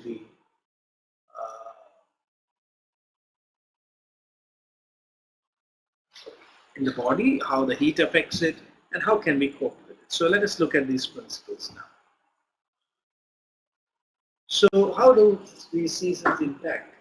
So I just want to briefly review what we discussed last time and go into a little bit more details. How does heat impact the body? So when the heat begins, actually it causes kapha to degrade to Usa. This is a very important principle. Please keep this in mind, that kapha cannot be deranged only by cold. It is after the cold season, when kapha has increased, when there is suddenly heat, that is when kapha becomes deranged and moves out. So in the beginning phase of heat, kapha is affected. And in the later phase of heat, it causes accumulation. Because as the kapha melts and dries up and disappears from the body, then vata will increase. So this is the impact of heat on your body. So even if you were to get exposed to heat, you will find that in the first phases, your body will respond by kapha problems. And in the last phase, it will cause vata problems. Is this clear? Any questions?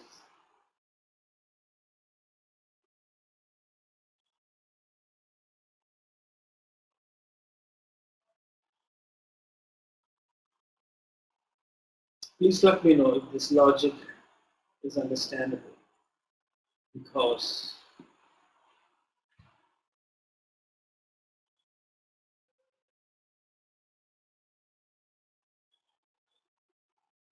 okay. So then is the rain. So rain in the first phase causes aggravation of water, because rain usually comes after summer, and in summer water has increased, but because of the heat water doesn't get aggravated, and when rain comes there is suddenly cold, and that the sudden burst of a cold weather aggravates water. In the later phase, pitta increases, but agni or digestive fire increases. So you have to again discuss a little bit here the difference between pitta and agni.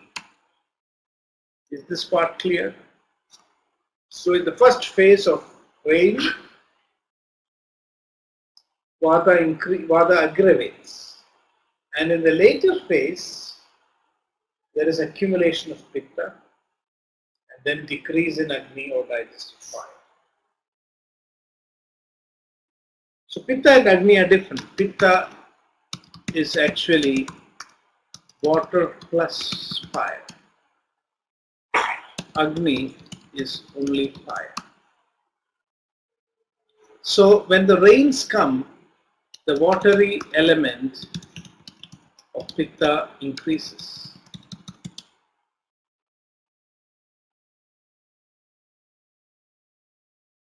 And fire actually decreases because of the rain.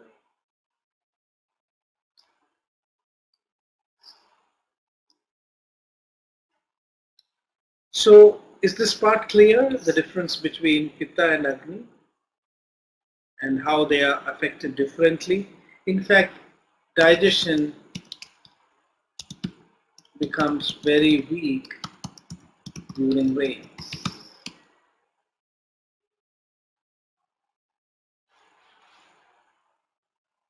Yes, if you are not able to understand, please let me know, because this is a very, very important point, which without understanding, we cannot understand the logic of seasonal routine. So is everybody able to get this point clear?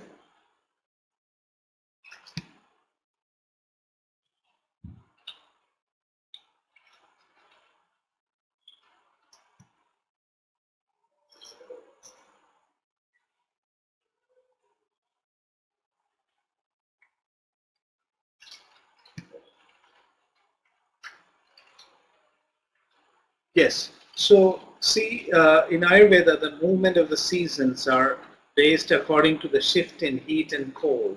So it's important to realize that Vata is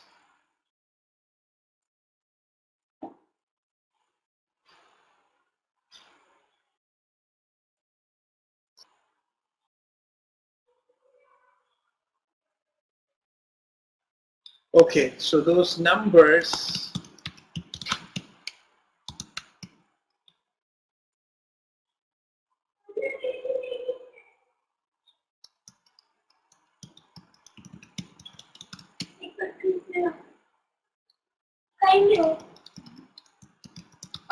Meeting.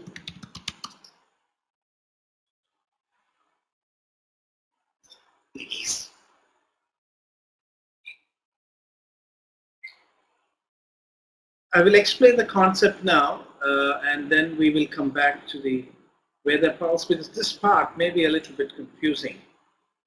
And I want to highlight some points about the doshas, that Vata is actually cold and dry.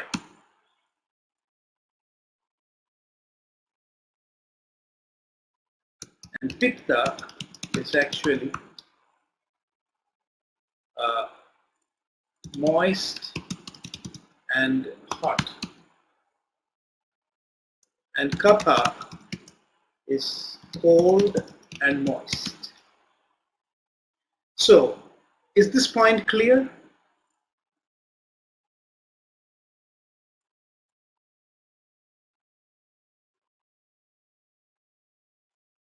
Okay.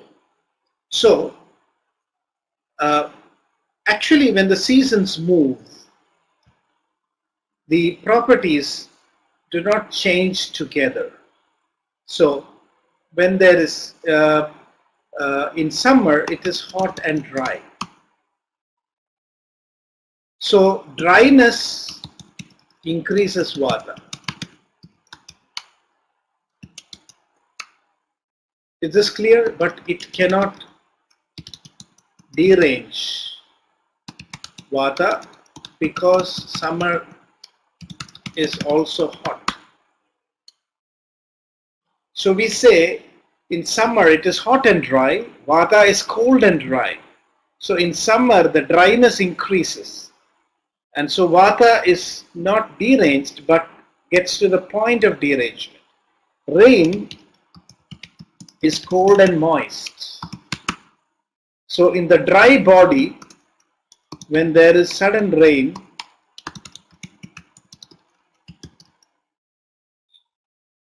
Vata increases. That is why Vata increases in rain. Because after summer the body has become dry, and the coldness of the rainy season brings the combination cold and dry. So cold and dry happens at the junction of summer and rain. Is this point clear?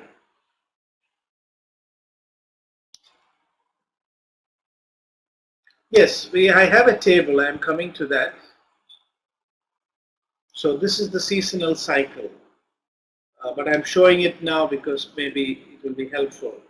So you can see rains, autumn, early winter, energy conserve phase.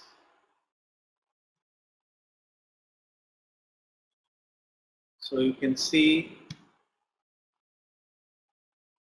Vata gets deranged during rains, Pitta increases, and Agni is the weakest.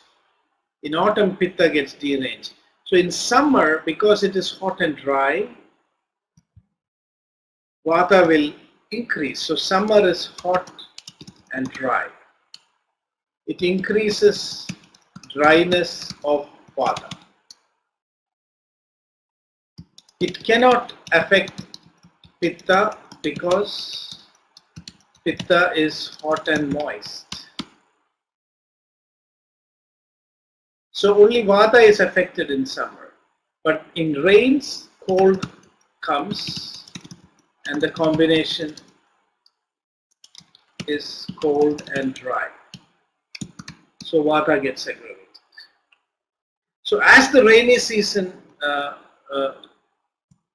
moves forward,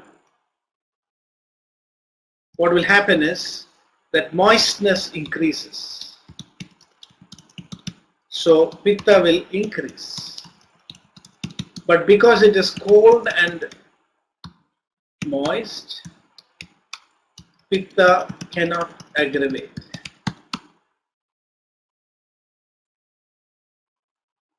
Is this point clear? After the rains comes autumn, and here there is heat again. So at the junction of rain and autumn is little moist with heat, and this aggravates Pitta.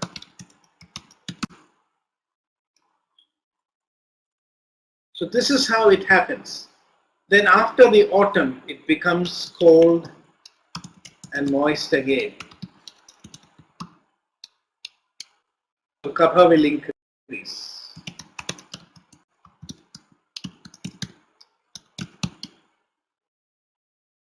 But in spring, when heat comes, Kapha melts and then gets aggravated. Is this point clear? Is everybody clear? I think, this is the most important aspect that we have to understand of how the seasons influence us. So all our seasonal regimens are based. So in the heat season, the body loses energy and becomes weak. And in the rainy season, the body is weak but begins to regain energy.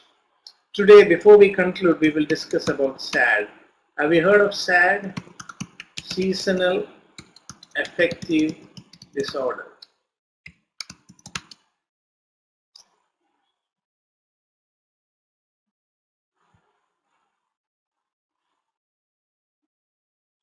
So people are affected by what is called sometimes as the winter blues.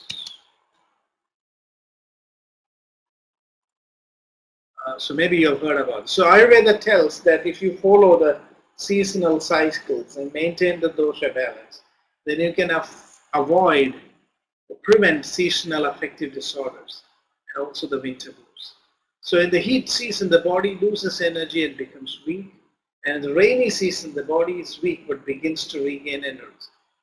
In the cold season, the body is strong and the digestive fire is strong as well. So this is the importance of how the movement of the seasonal cycles affects the body. And now we will try to learn what Ayurveda advises on how to. So we come back to this chart. So rains, autumn, early winter, late winter, spring and summer. So Ayurveda talks about 6 seasons.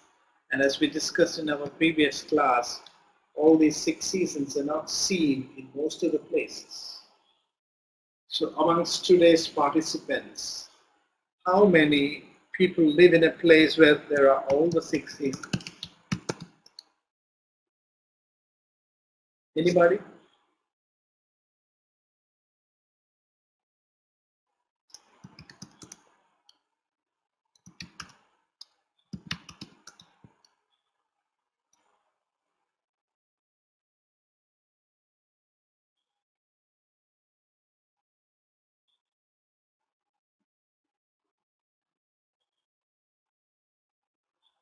Yes. So most of the places it is the 4 seasons. So we have to adjust this accordingly. That is why I mentioned the previous slide, the principle of the 3 principles of heat, rain and cold. Using these principles and our discussion, you can try to find out in your own place how the doshas are playing. When there are 6 seasons, we have 6 months, which is the energy conservation phase, and 6 months, which is the energy loss phase. And you can see the cycle of the doshas, how it affects your digestive fire, and as well as the strength, the strength of your body. So now we are going to talk about how we will modify our lifestyle according to the season. So what should we do in the rainy season? So in the rainy season, we have to actually target Vata. This is the time when Vata is going deranged and the Agni or digestive fire is very weak. So if you want to do a Panchakarma throughout the year, I don't know whether you have realized this, but Panchakarma for healthy person.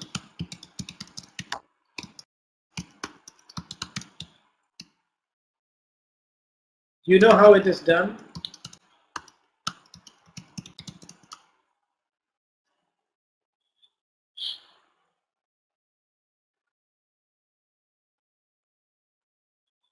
Would you do all the purifications at one time?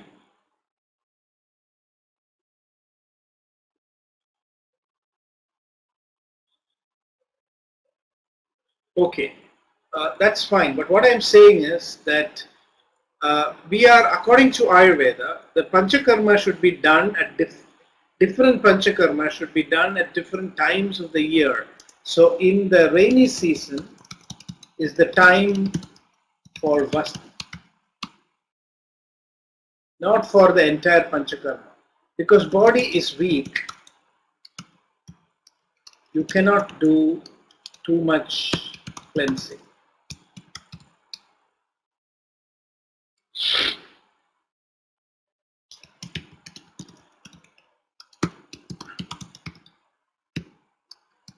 So you can use a mild cleansing, and then you have to do medicated enema. Are all of you aware of Vasti? Especially Vasti with medicated oils. So Vasti is a kind of enema, but it's very different. It's not just enema. It is the introduction of medicated decoction or oil through the rectum. So later when we come to treatments, we will understand the different types of Vasti. So according to Ayurveda, the 3 Panchakarma procedures for the 3 doshas are Vasti for Vata, Vivechana or Purgation for Pitta. So the cleansing procedure for Pitta is Purgation, and vomiting or emesis or Vamana for Kapha. So these are the 3 best treatments. So when you do a treatment for a patient, these are all done together as one Panchakarma package. But when you are a healthy person, you have to do this in the junctions of the seasons, not all of them together. So the time to balance Vata is during the rainy season. The time to remove Pitta is during the autumn season. And the time to remove Kapha is during the spring season. So every year we have to do these 3 procedures at the junction of the seasons. When the junctions of the seasons are very prominent, and you can understand this by studying the impact of heat, cold and rain on your body. So at those junctions, when Vata is very much aggravated, you must do Vasti. When Pitta is very much aggravated, you must do Purgation or Vivechana. And when Kapha is very much aggravated, we have to induce vomiting or emesis. So is this clear?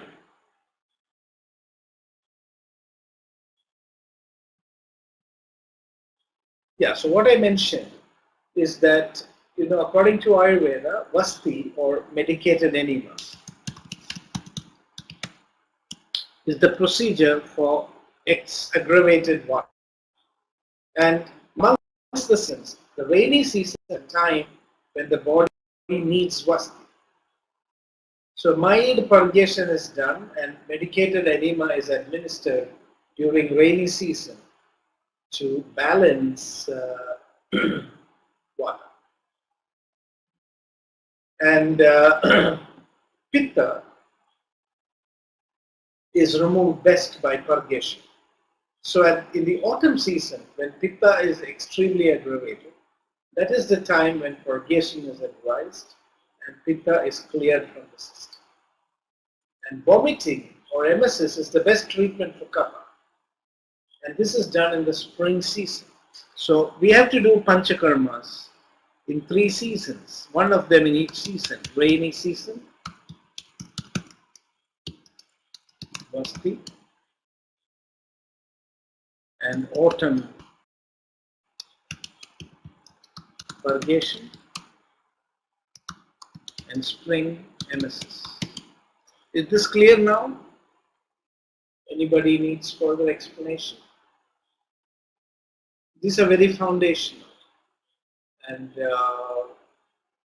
many people have a lot of misunderstanding about these procedures and how they are administered, so that is the reason why I'm taking a little time to explain. So in the rainy season, there are a few things that we have to understand. The digestive fire is very weak, and we have going to do 2 things. One is to increase the digestive fire. So there are many herbs which are described in Ayurvedic texts. Again, we will discuss about herbs in a future class of medicinal plants. So water is boiled with herbs, and this boiled water has to be consumed. And even light liquors, not heavy liquors, very light liquors diluted are advised to increase digestion and absorption. In rainy season, especially in Kerala, there is a special rice porridge which is made with medicated herbs, the main purpose of which is to stimulate digestion and improve nourishment to the body. And sweet, saline, and sour substances are advised for use because the tissues need nourishment and vata needs to be stabilized. So this is the principle of what should be done during the rainy season. So it's based on our understanding of how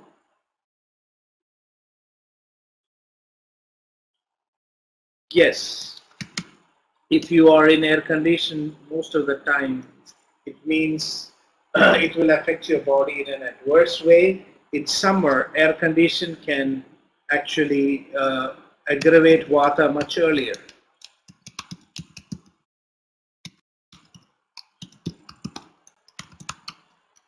So the problem is in summer, if you get exposed to too much air conditioning, and then you are also exposed to the sun, or in summer, generally, even if you are in an air conditioning, because of the strength of the season, your bodies will be, your tissues will be a bit depleted.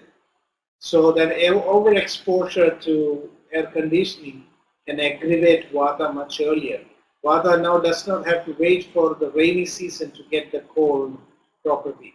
So when dryness and coldness increase, then suddenly so you cannot overcome the effect of summer just by air conditioning. It has to be overcome by use of proper diet and medication. So that is the most important thing. So is that clear?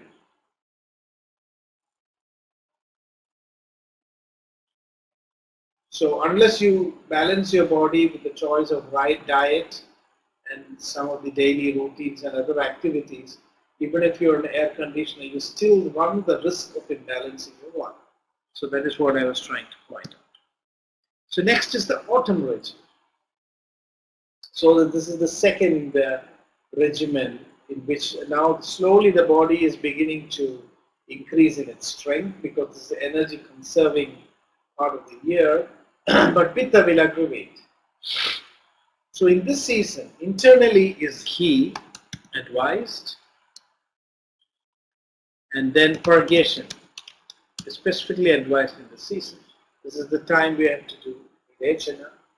And in this season, bitter herbs are advised, bitter foods are advised, and even lean meat may be consumed. So the whole focus is on Pitta. In this season, fresh mineral water is also advised because of its cooling effect and its specific capacity of Pitta. This is advised. So this is the autumn regimen. So you can see that Vasti and Videchana, or enema and purgations, come very close. The two seasons are adjacent to each other. So you do the enema in 1 month, and then by the next 1.5 months, or within the next 2 months, you have to do the purgation for Pitta. Is this clear?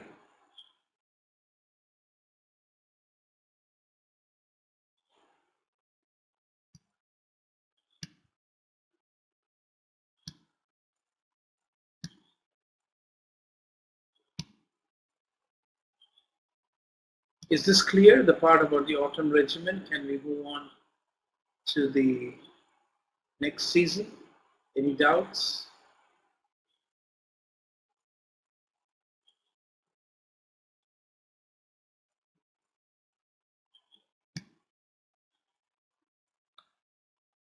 Okay, so we go then on to the winter regimen. So this is the peak period in which the body is extremely very strong, the digestion is very strong, and this is the time when heavy, sweet, sour and saline substances can be eaten. Even meat and alcohol and heavy food is recommended during this season. Exercise, oil bath and oil massage are recommended. And sexual activity is also recommended frequently in this season. So Ayurveda has some points to mention about sexual activity, because it is one of the actions that actually cause a lot of nervous exhaustion.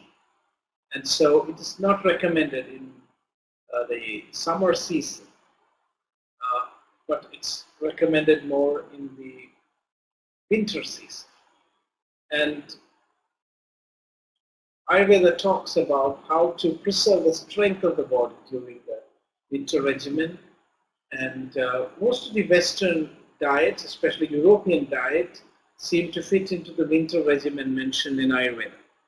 In India, there are very few places which have this kind of climate. So in winter season, you can have these types of not cleansing panchakarmas, but balancing panchakarmas.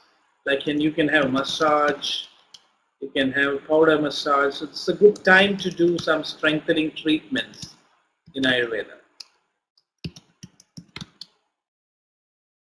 Then fermentations, all these things are advised during the cold season. But no purification. It's an important point. So you would not go and do a full-fledged panchakarma in the cold season. You will not be asked to do MSS or Vasti or only the external oils and other treatments. And then we have the spring regimen. So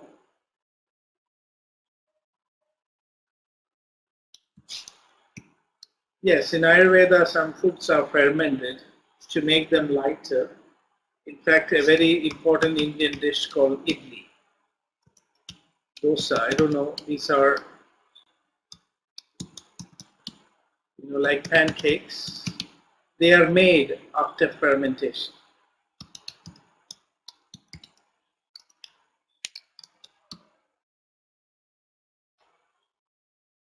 So fermentation is also advised, but fermented foods are usually not recommended in summer. They are recommended in winter and the colder periods. So in the spring season is the period of aggravation of kapha. And in this season, both emesis and fermentation are recommended to remove the excess kapha from the body.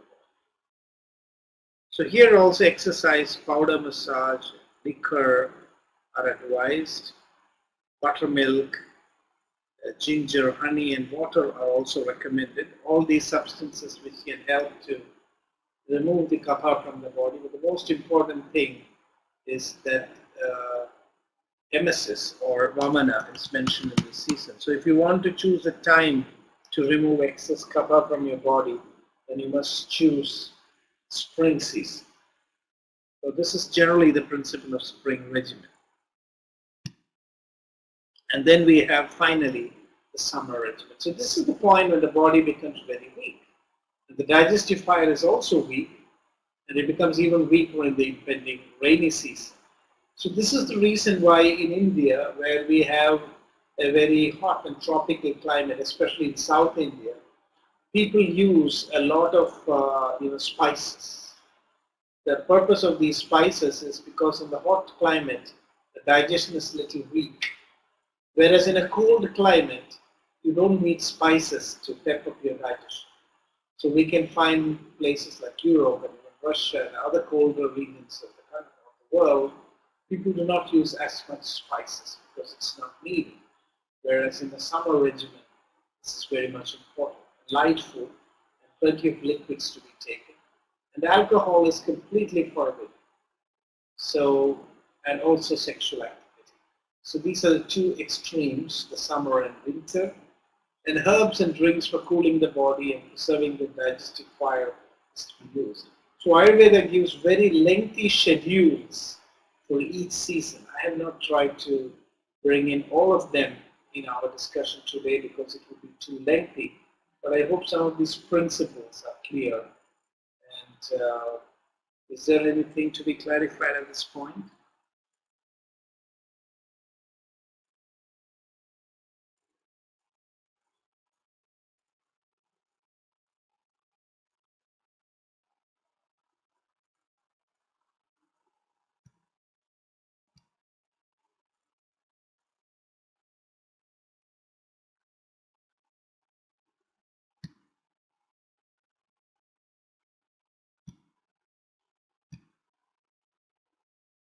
Yes, because you do not really get strong summer. Summer is not seen in Europe. Are you from Europe?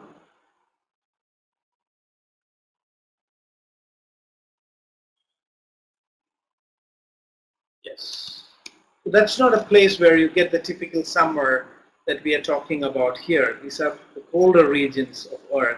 So summer is not really a typical summer. Just like in India, we do not have winter. Especially when in South India, there's no winter. We talk about our seasons as hot, hotter, hottest. So when you come to, if you happen to come to it for an Indian summer, or you go to Africa, then you will understand why summer is so exhausting. So it's only when the summer becomes strong. So mild summers are not going to affect your body much. And that is the reason why the diet and lifestyle and other diseases are also very different in different parts of the world.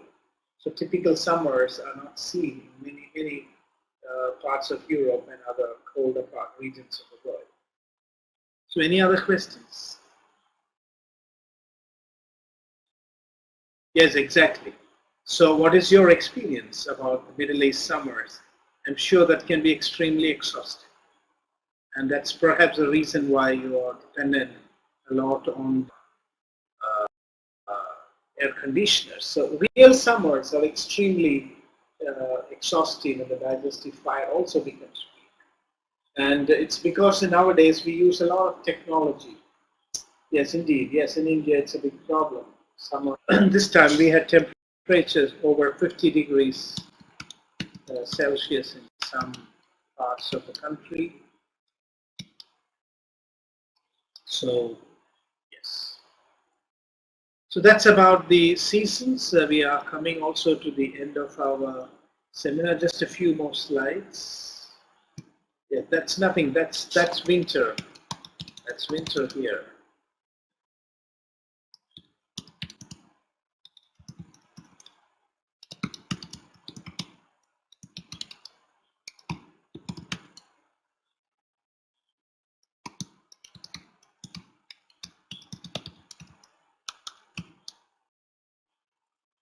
So that's the difference. So in different parts of the world, we have to look at what is exactly, how do we define what is a real summer. So there's no doubt that real summer is extremely exhausting. So now a few things about seasonal affective disorders. So seasonal affective disorder, I think it's not a coincidence that it's also making an acronym SAD. It's a type of depression that's related to changes in seasons. And it begins and ends at about the same times every year. So I just wanted to conclude our discussion today trying to highlight that the change of the seasons affects not only the body but also the mind. The cycles of the heat and cold, these big shifts. So for many people, the symptoms start in the fall and continue to the winter months. So it's true that people living in extreme winter regions can also, even though these are the times when your body energy is actually expected to increase, they can feel extremely down and depressed. So sometimes SAD also causes depression in spring or early summer. So for countries which are extremely cold, the depression cycles are seen more in winters and less often in summer. So that's the reason why, because the summers are not very strong, many people feel much better when the summer comes in the colder countries. So this is more about the mind. So during late fall or early winter and when the sun comes, yes, exactly. So this is a very common thing. So this happens because of the extreme cold in the European climate.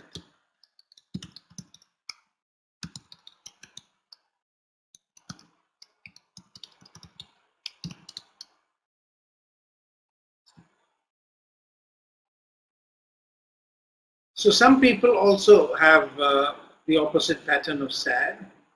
So the symptoms may become, yes, so that's also a problem.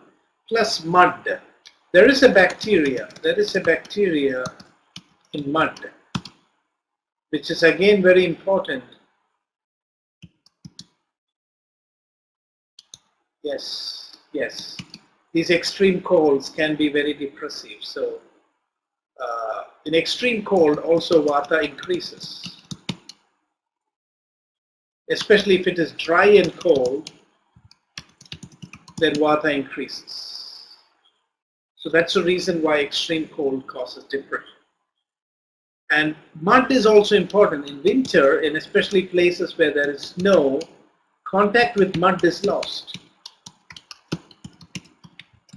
Not only sunlight, but also mud. There are studies which shows that contact with mud is very important to keep your mind happy and cheerful. So if we are not having contact with the mud, which happens in very strong winters, then that also affects the mood. So this is again another interesting finding. So finding some ways to contact the mud might bring about changes in our moods, because the sun may still not be available. The mud would still be, or I'm not sure in snowy seasons whether there's any way to get better, more contact with the mud. So these are winter depressions. So I mentioned this slide, took these slides especially because I thought you might have these questions. According to Ayurveda, winter is said to be stronger, better, but most people in Europe experience depression in winter, and why? So that's why I put these slides. I wanted to highlight that in India, we don't have very strong winters, and so winters are actually the opposite of the summers. There we have mild, and people are very comfortable and happy during that period, whereas summers can be extremely taxing and tiring in countries like India. So these are some of the well-known symptoms of winter depression and weight gain and all these problems. Whereas in summer depression, you get weight loss, so which is in tune with what Ayurveda is also talking about, because in summer you have weight loss, poor appetite, agitation or anxiety, depression. These are well-known symptoms which you can matching with Ayurveda's understanding. Poor appetite, whereas in winter, oversleeping, appetite changes, craving for foods high in carbohydrate, there's more eating, and then, people put on weight. So this is the opposite. So this is also, even though there are depressions in both these seasons, they're still matching with the Ayurvedic principles of the seasonal cycles. So, the last point that I want to talk about before we conclude today is also something about natural urges. So this is a very important thing as we try to create a lifestyle. Ayurveda says that there are about 13 or 14 natural urges which we have to attend to immediately. If we create a lifestyle that interferes with the expression of these natural urges, then they cause imbalances in the body and leads to creation of so many diseases. So these are the flatus, the fecus, the urine, sneezing, thirsting, hunger, sleep, cough, panting, yawning, tears, vomiting, and ejaculation. These are natural urges which we have to allow the body to express, because the body brings out these natural urges. They are body balancing reflexes. They are reflexes that help the body to eliminate wastes when it's really necessary, to ensure proper nourishment, and also to balance the body's functions. So according to Ayurveda, a lot of diseases are caused in modern lifestyle because they interfere with the natural expression of these natural urges. So our working style, our travel, and our very work patterns do not allow us to tend to the natural urges in a prompt or efficient manner. So with this, we are coming to the end of our webinar today, and we discussed about the general principles of daily and seasonal routine, how to plan your daily routine and adjust it according to the seasons. And I hope this made some sense, and you will be able to, of course, this is a difficult part of our webinar, this topic, because you need to do a little bit of thinking according to your constitution and the place and the seasons of the place where you live in. You'll have to do some adaptation, but the principles are universal. They apply everywhere, and once you get into those key points, I hope you will be able to discover a more healthy and balanced lifestyle, not only for ourselves but also for our patients and other people whom we want to help. And, so with that, I conclude. And if there are no questions, then I think that's the end of our webinar.